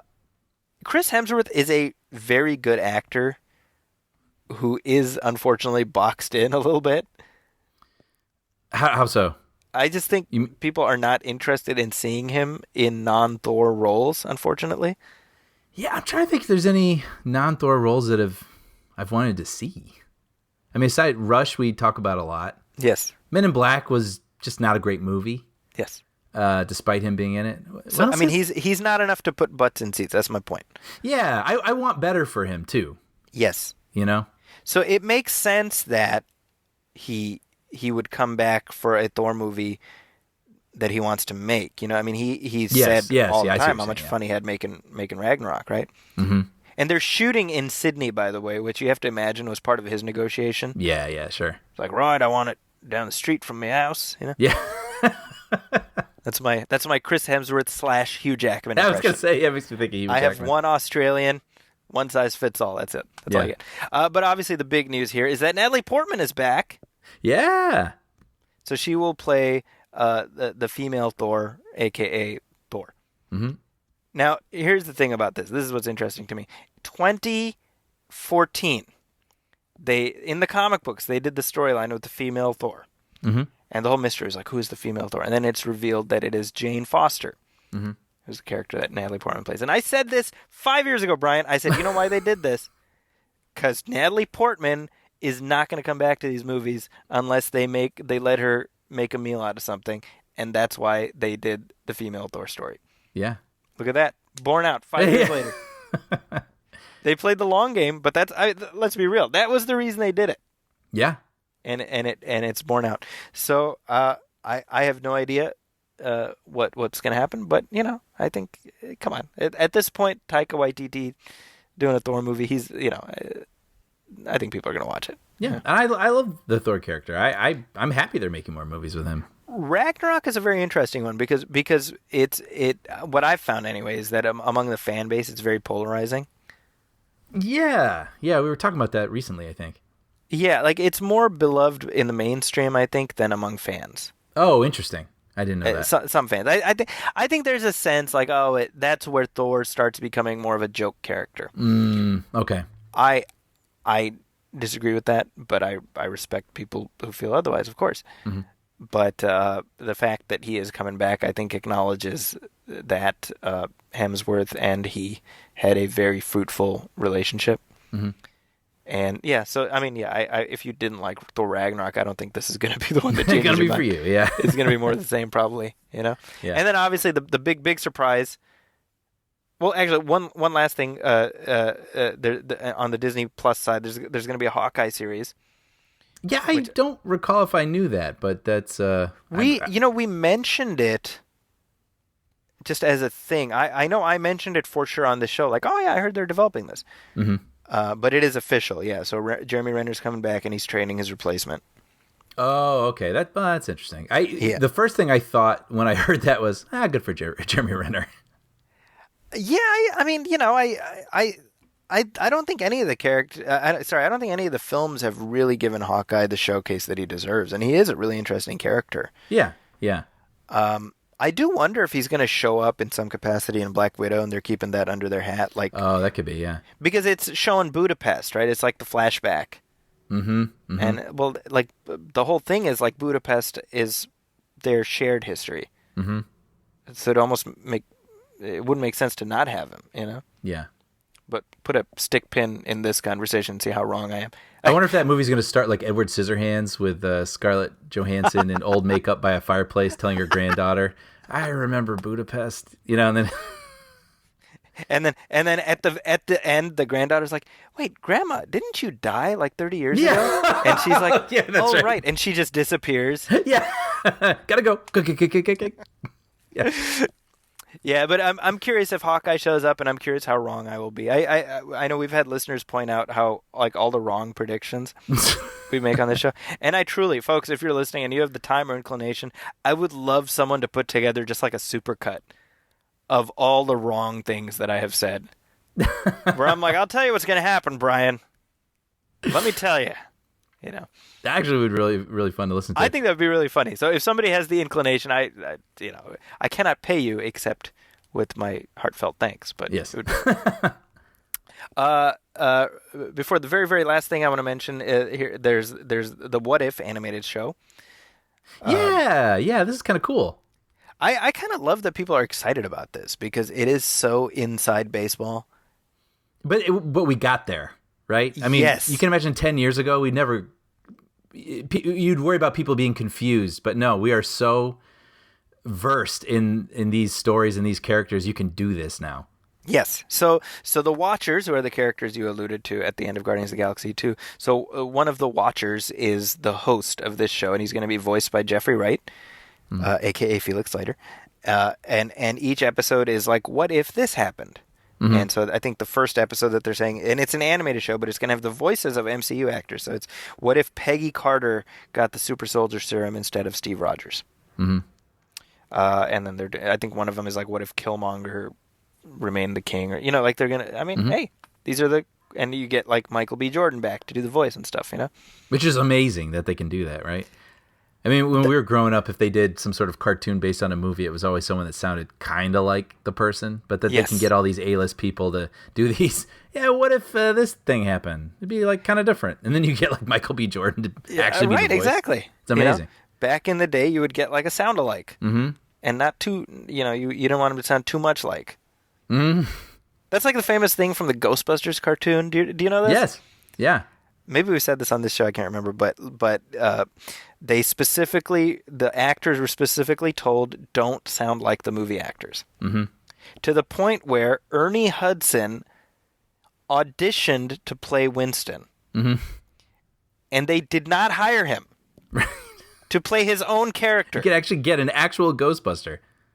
The guy who was Winston was like, hey, I want to play Winston. And they're like, no. We're going to get Arsenio Hall, and they got Arsenio Hall. Yeah. So, go figure. Yeah, well, and then I thought the story you were going to tell was the Bill Murray thing. Yes, that's right. So originally they cast Lorenzo Music, who's the voice of Garfield, to play Peter Venkman, specifically because they didn't want the actors to sound like the movie characters. And so the actor who played Egon is Maurice LaMarche, who's the voice of the Brain on Pinky and the Brain. And so he was just doing a Harold Ramis because he's like, how else is he supposed to play his character? So supposedly Bill Murray saw the cartoon at some point, and he's like, how come Harold's guy sounds just like him, but my guy sounds like Garfield? And so poor Lorenzo Music got fired, and they brought in Dave Coulier, who did like a Bill Murray impression. Yep. Just doing his job. And then karma being what it is. Yes. Bill Murray would then go on to play Garfield because Rod Serling is the one who's actually running things from the heavens. Very last announcement, and this was the one that sort of knocked the internet on its ass, and it is that Mahershala Ali is going to play Blade. Yes, that was really funny. I love the way that they announced that too. That was very fun.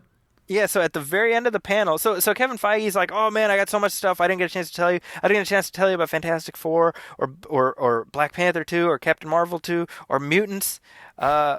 But we got Mahershala Ali here, and he comes out, and he just, like, puts on a Blade hat.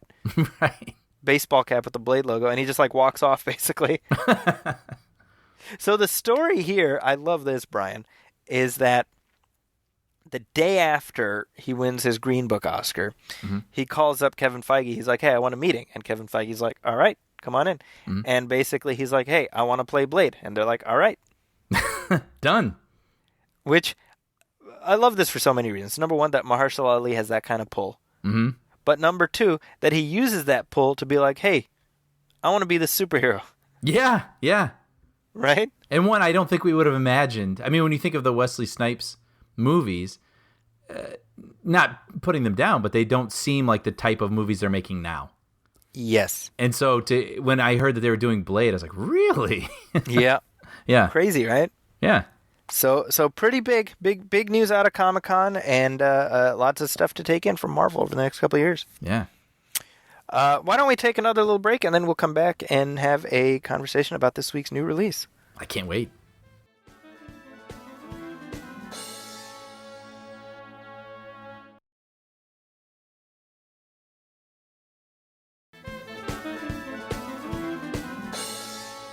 And we're back, and Quentin Tarantino is back, Brian. He is back with his 9th film. Much touted 9th film. There's much being made of that. I think that's even on the poster. Well, that's what you can do when you're Quentin Tarantino. Yeah. I had students do tribute speeches this past week, paying tribute to people important to them, and one student gave this young lady, she gave a tribute speech to Quentin Tarantino. No kidding. And she's probably like 18. And I was sort of fascinated by that. I was like, wow, it's amazing to me that he can still have an impact on people, on young people. I tend to think of Quentin Tarantino and his residual goodwill being a reflection of how much of a mark he made in the mid-90s. But clearly that's not the case. What movie in particular did she, brought her in? Inglourious. Interesting. I was almost going to wonder if it was Kill Bill. Yeah, no, it was. She said specifically the first one she saw was Inglourious Basterds, and that's what did it. Oh, that's cool. Yeah. So this movie is out now. Once Upon a Time in Hollywood. And Brian, this is how dedicated I am. Yeah. I had class night last night until 9:30, and then I was like, well, we're going to be talking today. So I need to watch Once Upon a Time in Hollywood. So I went to a 10:05 show, which means this is a long movie. It's 2 hours and 40 minutes. So I did not get home until 1:30 in the morning, and I'm really tired. But I have many thoughts about this movie. I'm kind of counting on you to help me work through this. I thought about this too, because in the middle of the movie last night, I even thought, oh man, I'm going to go to bed right after this. I need time with this. Yes. And, but then I thought of you and I was like, well, Zyke's got less time. So, so, okay. And by the way, it's already doing pretty well. It seems like. Oh, is it? It made, about $6 million last night. Oh, wow. Although screenings began at 4. Oh, interesting. Tarantino is interesting because Tarantino is himself the brand. Yes. And so that, he is his own franchise. And that's both good and bad, because I think that he has an unprecedented amount of freedom to make whatever kind of movie he wants. And I think there are parts of Once Upon a Time in Hollywood that I wonder if an additional voice being like, hey, maybe, is that a good idea? I wonder if that would have been helpful. Oh, I can't wait to hear. Yes. One thing I noticed, which I'm actually surprised, I didn't realize this was like a thing, and I think just this speaks to how I'm not particularly well versed in sort of Tarantinoism, is just how many bare feet there are in this movie. I was going to make a joke later. Oh, okay. No, about, I was really impressed with Tarantino holding back on all of his feet shots for what he's known for. Which would be a joke, because this might be the most feet we've seen in a movie. Yes, it was. I was like, so does Tarantino have a foot fetish? I was like, indeed he does. Okay. Well, and it is very obvious, yeah. In this especially, my goodness. Yeah. Okay, so the movie is set in 1969. It's set around the Charles Manson, Sharon Tate murder. And it revolves around our fictional protagonists Rick Dalton and Cliff Booth, Leonardo DiCaprio and Brad Pitt, and it's about sort of their adventures in Hollywood. That's the very, very high level. How much do we want to get into this? I want to hear your thoughts, and then I'll just I guess say what we thought of it, and then we can. Well, you go first. I'll just piggyback off of you. Okay. Well, I look forward to watching this again because it's a lot. I mean, this movie's almost 3 hours long. It's a very interesting movie, but my initial take is I really like this movie. I liked it a lot. It was one of those experiences where I really felt transported, and I've heard someone say this a long time ago, but they say, you've watched a special movie when you walk out and things just feel different. like you watched a film and then you start noticing things around you a little differently just because you've just listened to heightened sound and heightened visuals and heightened whatever. And so you walk out of the theater looking at things a little differently. And I definitely had that experience after walking out of this. And I saw it. I was very fortunate to see it at the Cinerama Dome, the ArcLight Cinerama Dome in Hollywood, which is featured in the movie. And it was shown in 70 millimeter film. And when I was thinking about it walking out, I really felt transported. And I thought, I wonder if the film actually had something to do with it. Sure. Because we're so used to this pristine, unforgiving digital format now, which they've really has come a long way since, the Star Wars prequels and whatnot. But there's something about I don't even know, the je ne sais quoi of film, the 24 frames, the grain, the whatever, where it just feels slightly otherworldly. And I wonder if it really did play a sort of unspoken component into how transported I was by this movie. But I should say I am a Tarantino fan. I'm not like some crazy fanboy like some people. I don't like Death Proof, period. Okay. And I thought Hateful Eight was kind of masturbatory. Yeah. And I really wanted to like it. I have not seen Hateful Eight yet. It wasn't, I don't know. It just didn't do anything for me. And I love his rambling speeches. And I think one of the longest speeches he's ever done was at the beginning of Inglourious Bastards. And it's a masterpiece. That scene alone is a masterpiece. Yes. And Hateful Eight, I was like, I don't know. It just wasn't for me. But this movie I really enjoyed. It's sort of slice of lifey. Like I think you actually spend maybe an hour and 15 minutes during one day, right? Yes, just following that's right. Yeah. different characters around and what they're doing. Yeah. And at first I wasn't quite sure how I felt about it because I thought, oh wow, we're really going to spend like 30 minutes on one thing, basically. And it isn't even a momentous thing that's happening for a character. But then as the movie unfolded and it led to where it went, as a whole, I thought, man, yeah, I really enjoyed what he did here. And it's not that it's without, like you say, I mean, things possibly could have been trimmed and snipped, and I'll be very curious to hear what you say. Yeah. But my initial takeaway was I really loved the brotherly friendship. I really responded to that with DiCaprio and Brad Pitt. I loved the two of them together. I thought they were a lot of fun. Their dynamic was really fun. The Brad Pitt character is so great. Such an interesting guy. I loved him. I thought... Yes. Right.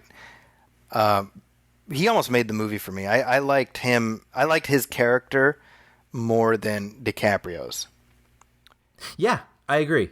But I would say also, I think this is, for the both of them, maybe one of their best performances. I think this is like a career highlight for both of them. I agree. I think both of these characters rely on these actors being who they are in the public eye. Mm-hmm. Like the way you know what I mean? Like I think, because I was thinking about, I was looking at Brad Pitt, and first of all, he's a very handsome man, right? But I'm like, he's at a stage. How old is Brad Pitt? He's got to be in his 50s now, probably. 50, right? I would guess 55 or something. And so he's like kind of weathered, and he is a classical movie star in an age where we really don't have movie stars anymore, right? Like both DiCaprio and Brad Pitt are almost like part of that last wave of true movie stars, and so that allows, I think, we the audience to plug into these characters in a way we may not otherwise. Yeah, that's a real good point. Right. I think DiCaprio's interesting, man. I mean, it's just like I watch him, and he is one of those actors I just love watching him work. I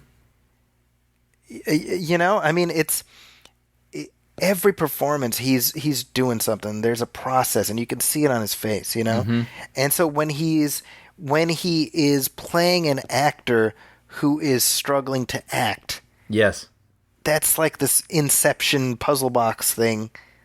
That's so fun to watch. Yes. Right? And so I really liked a lot of the stuff that he did. I felt like a lot of the business that his character was given felt like it didn't add up to much in the plot when you look at the big picture. Mm-hmm. No, I should before I say anything, I really like the movie. So everything I'm saying is in context of me liking the movie. Mm-hmm. A lot of the film as it's going, for me, as I was watching, I mean, this is a long movie, right? And especially when it's like 1 a.m. Yeah. You're like, all right, let's where are we going with this, I felt like if the ending, it's like the whole movie is counting on you, is counting on that ending working a certain way. Mm-hmm. And to me, it worked. I agree. And it's like the ending worked, and so it made everything before it make sense. I totally agree. Because as I was saying, I mean, there's certain things that go on for a really long time, but it's really spending time with these people, and spending the time with them is important as the movie unfolds. And if you don't mind me adding, I felt like it was worth noting. In the middle of this movie, I sort of realized I was connecting with this movie in a very personal way as someone who grew up in the suburbs of Chicago, and ever since I was in elementary school, I've wanted to make movies.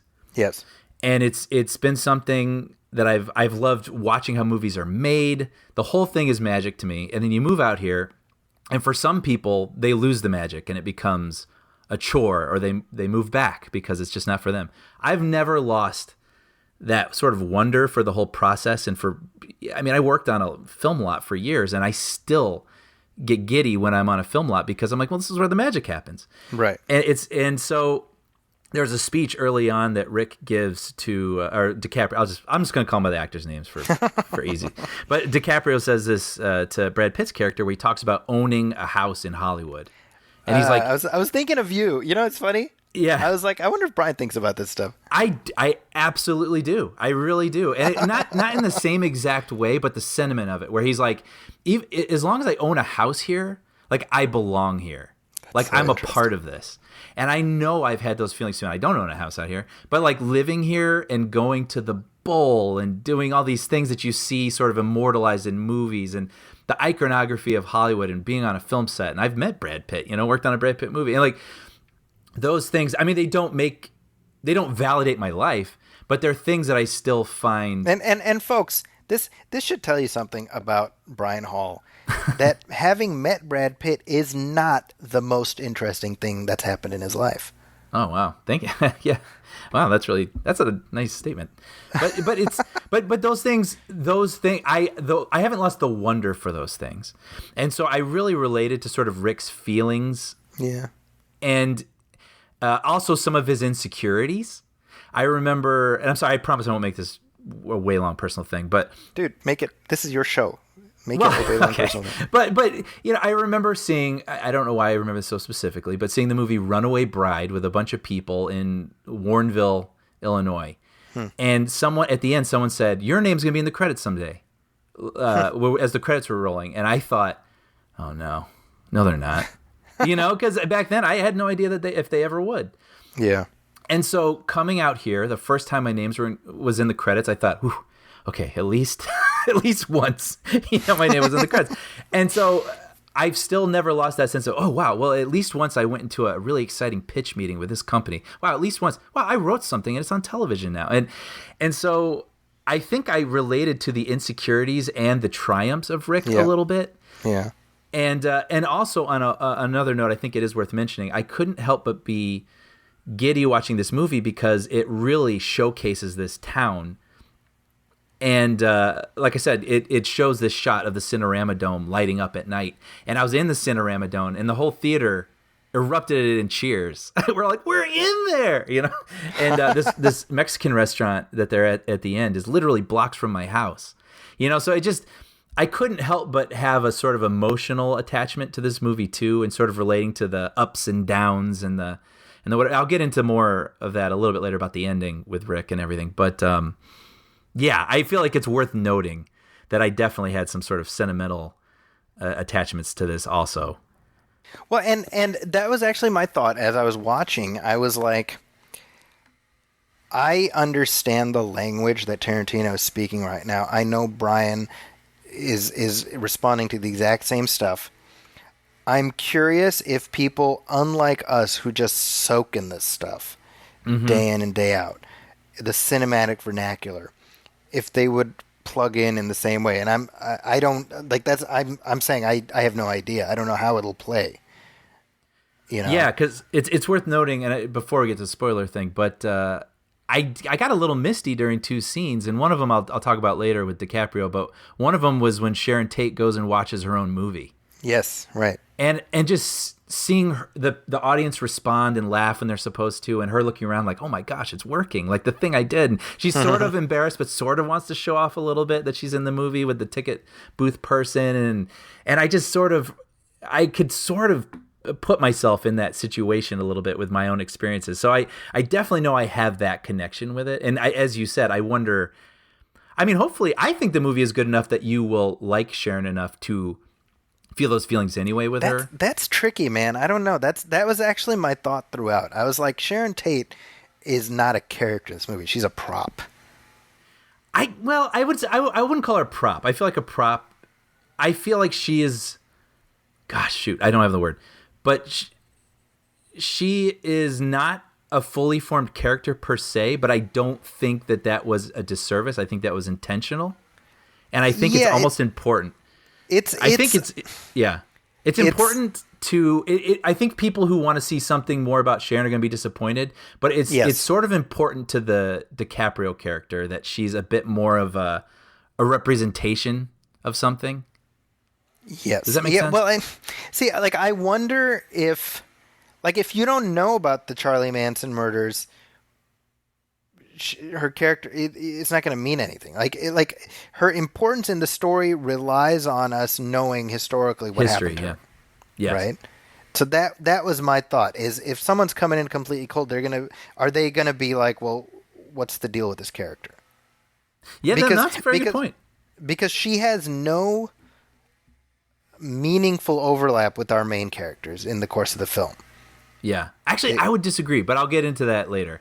I mean, at the very end, there's a thing, but in there's like there's like intersections. Yes, but it's for the most part, it's stories playing out in parallel.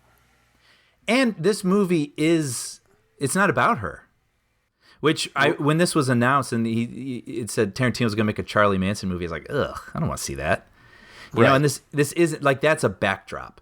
Yeah, no, this is Tarantino doing for the Charlie Manson story what he did for slavery and the Holocaust. Yes. I mean that's what it is. Yes. Without spoiling anything. Yeah, I know. Maybe we should just get to spoilers. Okay, you know what? Look, let's just get into it. So from this point on, there will be spoilers. Let's play the little thing that we do.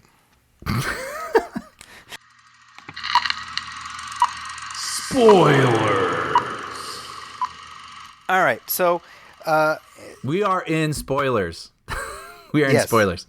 Yeah. We are now in spoilers. So per this movie, so the entire movie is built around a ticking clock, and the dispensation of this ticking clock will either be really clever or infuriating, I think, depending entirely on how you plug into these events. Mm-hmm. Right. So we are being led up to the Sharon Tate murder. Yes. That's what the movie is leading us toward. And then at the very last minute, it swerves us, and it does an Inglourious Bastards. Yes. Or a Django with the Manson followers. Mm-hmm. Now, again, I can see that being deeply uncomfortable for people, because this is a real-life murder. Mm-hmm. That okay, so this is a thing that I did not... I think Tarantino could have done better. The Cliff Booth character is sort of like a Mary Sue. Oh, okay.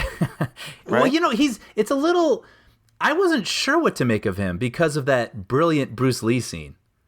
But so the Bruce Lee scene is like a perfect example. Is he actually that good, or is this in his own head? See, this is the thing. To me, when you have Bruce Lee and you have our fictional character show up and beat up Bruce Lee. Yeah. He throws him so hard into a door that the door is dented. Yeah. You're essentially like that's like movie shorthand. That is a Mary Sue. You can't call Ray a Mary Sue. But that was in his head. That was not in his head. What are you talking about? Yeah, remember he was on the roof with the antenna, and he was like, "I should go to the set." And then he has that whole scenario play out in his head, and then it cuts back to him on the roof, and he goes... That was like a flashback. That was showing a thing that had happened already. Oh, see, I thought that was him playing that out in his mind and going, yeah, that's about right. That's probably what would happen if I went. Never mind. Are you sure? I'm not, actually, and I'm really glad we're talking about this, because now I want to know. I 100% thought he was like thinking back to the thing that happened. Oh, see... Because I thought that was, he had asked DiCaprio, and he's like, well, that guy, the Kurt Russell character is working, his wife hates you, so you can't do this. And so then in his mind, he's like, well, what if DiCaprio did talk to him anyway and begged him to come? And then he did, and then I thought that was like a long, long, long walk to a funny joke, like a brainstorm in his head. I might be totally wrong. That didn't even occur to me that was just like a dream sequence. Yeah, man. Now I really want to know. Oh, now I want to watch it again. That's how I interpreted it. Okay. Wow. Yeah. Maybe I'm wrong. Maybe I'm totally off. But regardless, per my initial interpretation, I found that off-putting because I was like, as movie shorthand, that's pretty shitty because you're like, Bruce Lee's a real guy. Right. Right. I don't know. I will say this. I thought the thread of Brad Pitt having killed his wife. Yes, I didn't. As just a thing that they leave out there and they don't really develop it. I thought that's interesting. Yeah, because we see the scene. Yes, and it's Tarantino cuts away right before what we assume happened. Yeah, and I thought that was clever. Yes, I agree. Because you wouldn't. It did. At first, when they started playing it, I was like, I don't want to hate this guy. Yes, exactly. Yeah. Well, I mean, I think the idea he's drunk. His wife is yelling at him. He's got this loaded weapon. Mm-hmm. But it's also the boat is like shaking back and forth. Right. So did it accidentally go off? We don't know. We don't know. I think that's left out there. I mean, who knows? We know he's capable of extreme violence. Mm-hmm. Right. And so this goes to the way in which the audience reacts. Right. Like, I don't know about you, but when he's on the ranch. Yes. And that guy put a hole in his tire. Mm-hmm. And he beats the living shit out of him. Mm-hmm. You're kind of like, yeah. Yep. And you almost feel bad for being like that, but then you're like, yo, these are Manson people, so screw them, right? And then we get the scene at the very end, and I don't know about you, but by the time he brutally bludgeons this woman horrifically, I was like, I don't know how I am supposed to feel about this.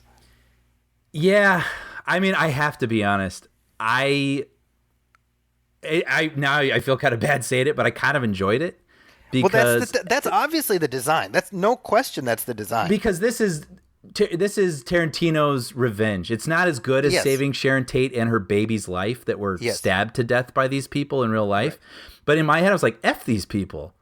Like, this is like the only way we get to like have a moment to say F these people. And so Tarantino turns into this crazy, cartoonishly, horrifyingly violent attack on the Manson people. They die instead.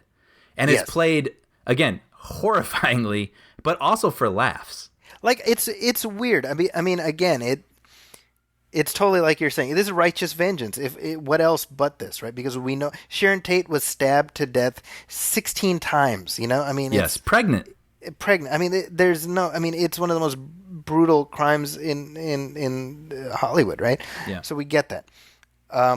But the fact that like so Brad Pitt is high. Yes. Because he's got that acid dipped cigarette. And so I don't know about you, but I'm like, oh my God, he's gonna die, and we know he could beat him up, but he's high, so now he's gonna be off his game. You're thinking he's gonna die, Yeah. right? And then when he does a like that with the dog, yeah, which is his real dog, by the way. Oh, really? Yeah. Oh, funny. And then he attacks, and the dog is just like biting the dude in the balls, and you're like, okay, this is righteous vengeance, right? And then he throws that can right at that lady's face. Yeah. Right? Also kind of interesting, by the way, the girl who doesn't go with them. Yeah, steals the car. That's Maya Hawke. Yep, Uma Thurman's daughter, and she's just about a year or two younger than when Uma did Pulp Fiction. Really? How funny. Yeah. And she's having a good summer because she was in Stranger Things, right? Yeah, and she was one of the highlights of Stranger Things. That's really funny. I still have not seen that show, by the way. Yeah. But so he throws the can at her, pop, and my audience applauded. Yeah. And that's like a yeah moment, right? Yeah. It's interesting to me that Tarantino, not so much even her, but like the third one, the redhead. Yes. Tarantino lingers on how much Brad Pitt brutalizes her. Yes. I mean, like smashing her face onto a table and a phone. I mean, it is dragged out. Yes, and he's doing that by design, and I'm wondering what the design is. What are we supposed to feel about that? Because the fact that he lingers on it is meant to make us uncomfortable, unless we're meant to just rejoice in this. And I don't know. I genuinely don't know.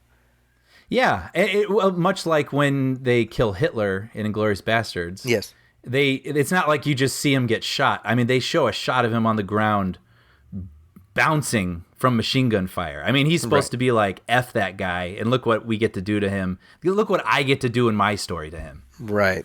You know, and yeah, and obviously when DiCaprio that was so funny. I'm starting to feel a little regret over how much I might have enjoyed watching these. The flamethrower thing, I'm not going to lie, I thought that was hilarious. That was very funny. So yeah, he was previously DiCaprio had starred in a World War II film with a flamethrower, and he just happens to still have it in his tool shed. So he just takes it. And I love it when he's explaining to the Emile Hirsch character later. He's like, yeah, and then this flamethrower, and it still works. That thing still works. Still works.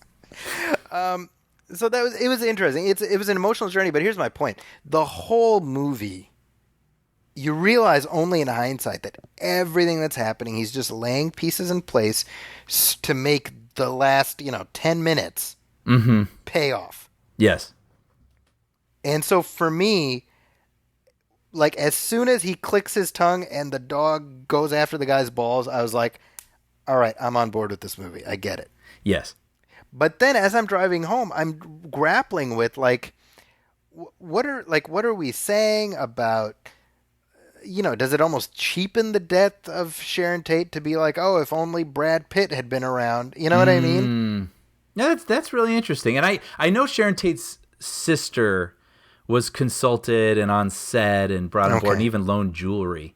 Sharon Tate's jewelry to Margot Robbie, who is luminous, by the way, Margot Robbie. Oh yeah. Oh, my mean, goodness. and as you said, I mean, she's really more of a spirit that wanders through this movie. Yes, and she one of the few people that could do that and make you feel all those things and without doing a whole lot. I mean, just seeing her just happy to arrive at a party or watching her own movie, and there's something. I have so many thoughts bursting in my head, but I almost like that she wasn't a character because she represents the new thing, and whereas DiCaprio represents the old thing. The old thing, yeah. And it was I was really touched at the end when it all went down, and DiCaprio's walking back into his house, and then you see the Emile Hirsch character who should be dead. Yes. And instead he's alive, and he almost feels ghost-like standing in that gate, and he's like, "You're Rick Dalton." And then we get this really sweet moment where Rick gets to realize, like, oh, he's celebrated by the youth. Like, they remember his show, and they love him, and they invite him in. And then Sharon Tate, again, we don't even see her in close-up. She just comes out in her driveway, like, hi, I'm Sharon Tate. And they meet each other, and the camera pans up. And then I think it's the perfect place to put it. Once upon a time. And it stops for a while in Hollywood. Like, it's a fairy tale. Right. But this is what might have been. Yeah, or we wish had been, or something. Right. But I agree with you. I do think there is something to consider, regardless if Tate's family is on board. Is it crass? Yeah, and when by posing the question, that's genuinely what I'm doing. I don't have an answer. Mm-hmm. But I think the fact that the movie makes you think about this is itself, I mean, that's something. I mean, I woke up, I walked out of the theater thinking about it. I woke up this morning thinking about it. So that's more than you can say about a lot of other films, Mm-hmm. I think to me that there is so much Tarantino-ness in this that if you're not already at least open to Tarantino movies, this isn't going to make you a fan, I don't think. Yeah. I went with a friend who I don't know that she cares a whole lot about his movies. I mean, she's seen maybe one or two, but we left it because it was kind of late. I really wish I could have gotten her opinion. I haven't even read any reviews on this. I'm very curious. I've seen a few, and it's been very polarizing. I'm seeing a lot. Obviously, the Tarantino, his treatment of women, Oh, interesting. And obviously through the Tate character. Tate, that's partly, which I think that's a misreading in my opinion. This idea that she should have more screen time. I'm like, well, it's not about her. Yeah. Which I get, like that. It turns the movie into something else. But I can, I think this is a 1970s or late 60s, early 70s movie. So it's going to be filtered through the cultural mores of that era. So I think when we... And it's meant to be as if it was made in 1969 almost. You know what I mean? Right. So it needs to be reflective of those sensibilities. So I don't know. A lot of the critique, there is sort of like hyper wokeness, which is exhausting, right? But there are certainly conversations to be had because I don't think Tarantino is the god of cinema that a lot of people think he is either. I think there are valid critiques. Yes. And I'm still working through those, to be honest, when it comes to this movie. The stuff that I really liked, though. Yeah, tell me about that. I have a few scenes that I wrote down that I really responded to, but I'd love to hear yours.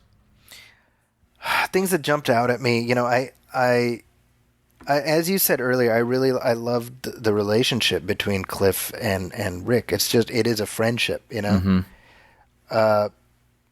I don't know. It's that first night he drops him off at his house, and Cliff just like gives him this hug. Yeah, and it's like a bro hug, and for some reason that really jumped out at me. I was like, that's their relationship, Mm-hmm. It is an employee-employer relationship, but it's clearly they have this well of affection for each other where they have no problem just hugging, and that's it. You know what I mean? Two very macho dudes, yeah. Yes. During that era. Yeah. And what does he say? Right. More than a brother, less than a wife. I think the narrator says. Right. Yeah. I thought Kurt Russell narrating, I thought that was interesting, and I don't know what that was meant to represent. Same. Is it his character narrating? That's a good point. I don't know. Right?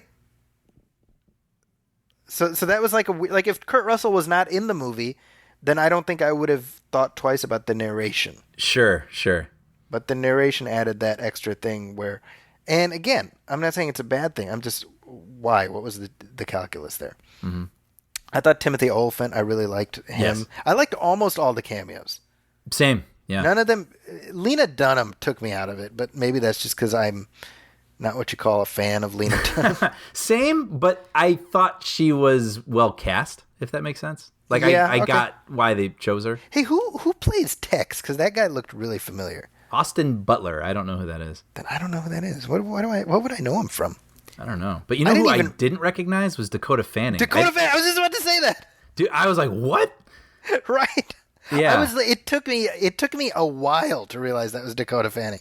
Oh, Austin Butler has just been cast as Elvis, I think, in that Baz Luhrmann movie. Oh, weird. What else have I seen in this guy? And I've seen him in Arrow? something. No, I haven't seen him in that. Oh, weird. Okay. Anyway. A lot of Nickelodeon stuff, looks like, or maybe Disney stuff. All right, well, all these young people these days. But no, yeah. Luke Perry was great. I was about to mention Luke Perry. So, Luke Perry, I'm not going to lie, it just made me so sad seeing him. There's not because he's not great. No. But you're like, this is the last time we're going to see Luke Perry. You know? But because he is great. Yeah, that makes it even. Yeah, there's this twinge of sadness seeing him. Yeah, but I loved seeing him. It was great. Yes, that was great. So this is interesting. The director, for that pilot, that Rick is cast in, the guy who has him dress up like a hippie, whatever. Mm-hmm. So the character is Sam Wanamaker. Okay. And he was a real person. Mm-hmm. And I don't know his directing, but what you might know him from is he played David Warfield, the guy who buys the Daily Planet in Superman 4. Ah! Wow. But here's the interesting. He is played by an actor named Nicholas Hammond, who played Peter Parker / Spider-Man in the 1970s television series. Oh, wow.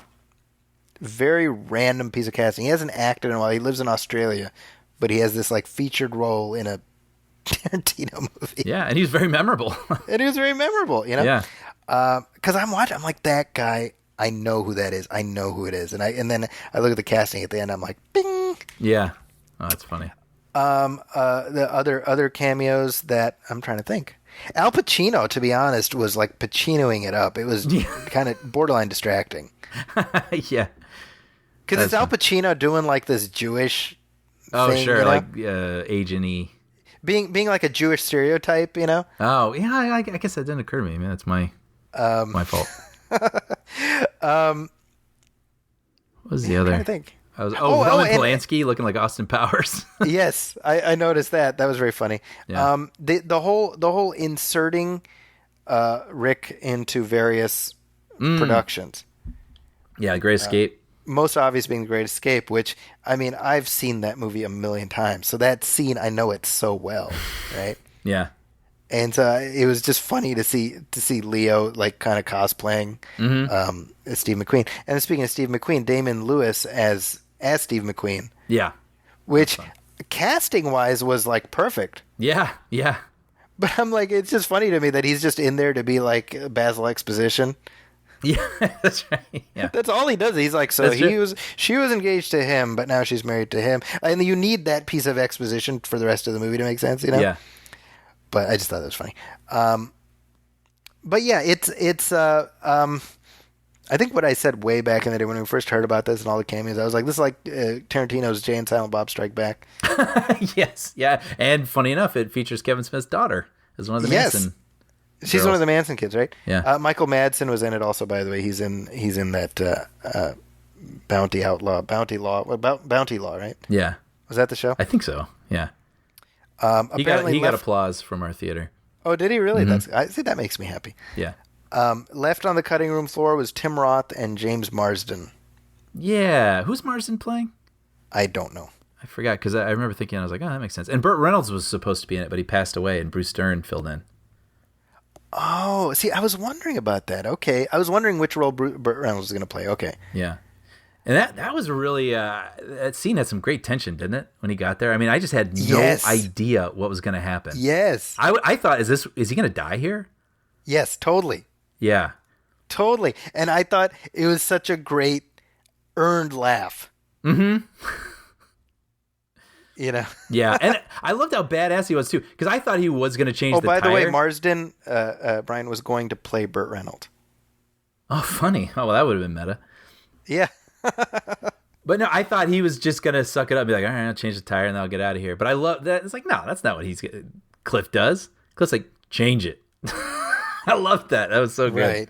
Yeah. They're very, very well done. Yeah. Yeah. I loved all of the cowboy stuff with DiCaprio, especially with that girl. I thought that was a very sweet scene when they're reading the books and talking with one another. And I mean, that was almost like its own little mini movie. Just that whole day in the life of him. And, you see him the night before in his pool practicing his lines. And then he shows up and he's a little drunk. And he does okay. And then he screws up. And then you cut to him in his trailer and he's just cursing himself out and throwing things. And I was so upset for him. And it's played a little bit for laughs, but I was like, this poor guy. Well, but then when he goes back, he's looking at himself in the mirror and he's like, you're going to get a bullet to the brain if you don't, And I'm like, wow, this went dark. Yeah. But it was just so much. But then he comes back, and I was worried he wasn't going to do well, and then he nails it. And that was what I was before the spoiler world. That's where I got a little misty when he like did it. I was like, oh, I was so happy for him. Yeah, you know, he is good. He is capable. That we needed that. We needed to see that he is in fact a talented actor. He's not a hack. Yeah, I just thought that whole journey. And by the way, the thing with the girl, because he's reading this book about this cowboy who's passed his prime, etc., and he's crying, and then she's like, "Oh, that I don't even know what that's like, but I'm emotional." And he's like, "Don't worry, you'll know what it's like in 15 years." And she's 8, and she's like, "What?" He's like, "Nothing." Yes. Which again, that's dark. Yeah. Like when you're 23, you'll be used up, you know. Yeah. And I just one more thing that I wrote down that I really loved, the whole idea of, was I went in wondering if they were going to change history. I didn't know how. And then I started to get worried that they were going to kill DiCaprio instead. Yes. And right. See, we're having all the same thoughts. This is good. Okay, so I feel better about my reactions then. Oh, yeah. And then, well, I'll get to the other thing in a second. But I did think it was this great tension, again, with Brad Pitt, where, you have him on the LSD cigarette, and all these things working against him, why this shouldn't work. And I was like, oh, no, I was like, I'm going to be mad if Brad Pitt dies. And then I love that it's like, nope.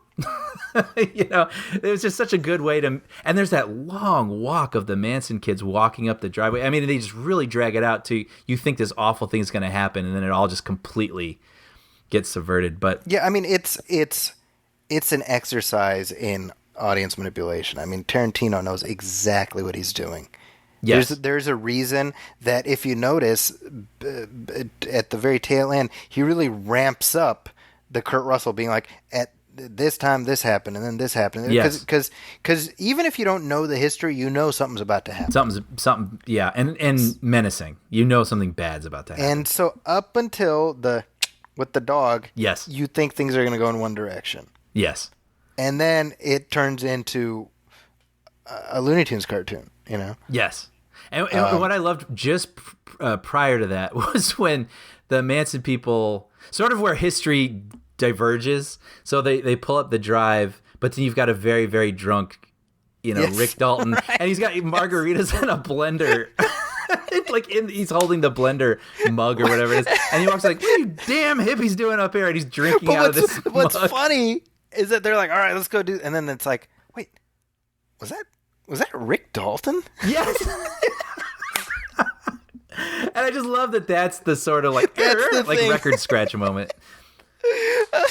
That was so funny. Like, get off my street, and just he's like denigrating them, but he's like horribly drunk and drinking this margarita pitcher. It's so funny. It's funny because this is like not at all a good comparison, but for some reason that reminded me of, there's this John Mulaney routine where he's, John Mulaney like loves Law and Order because he always talks about it. Yeah. And he's talking about, he was watching this one Law and Order episode where it's like the victim of a sex crime is looking at a lineup, right? Mm-hmm. And one of the the perpetrator is played by Dean Cain. Mm-hmm. And he's like, I knew this would never happen, but I just thought it'd be funny if like the person who's watching the lineup is just suddenly like, is that Dean Cain? And for some reason, that's what this reminded me of. We're just out of nowhere. These murderers are like about to do this thing. And they're like, was that the guy from Bounty Law? Right. Yes. And that's the thing. Yeah. And I love that he had that. I mean, the way that it's shot, where it's like the gate opens for him, and the new thing in town is welcoming him, and they love him. Yes. It's just so sweet. And it is, even saying it now, actually, I'm getting a little sad because it's not true. It didn't happen. Once upon a time. This is, yeah. I just have so many feelings about this movie. I mean, I thought about it till I fell asleep. I can't wait to read and listen to podcasts with Tarantino talking about it. I may watch it again and have different feelings, but I walked out I haven't felt this way towards a piece of entertainment all year, and that was very invigorating to me. I'm right there with you, my friend. Yeah. You're going to be thinking about it if nothing else. I don't know about you, but before I went to bed, I was up on like Wikipedia reading about the Tate murder, and I hate that stuff. It just really, I can't read about murder, but I did want to learn more now because I did want to know sort of what actually happened and what I just watched. I just wanted to know who were the people involved and all that. The woman, the Maya Hawke character, she was actually in real life. She was a witness for the prosecution. Really? So she didn't participate in the murder. She served as lookout, but she ended up being like the key witness in the prosecution case. Fascinating.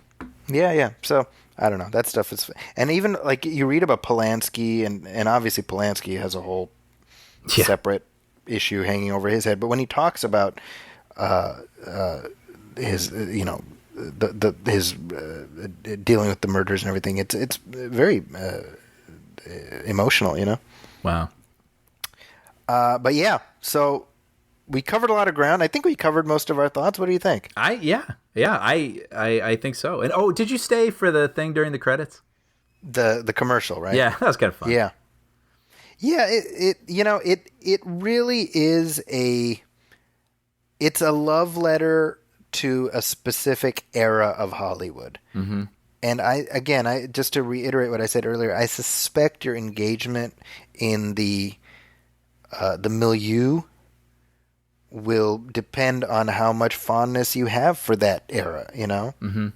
For that, like just the historicity of Hollywood as an entity.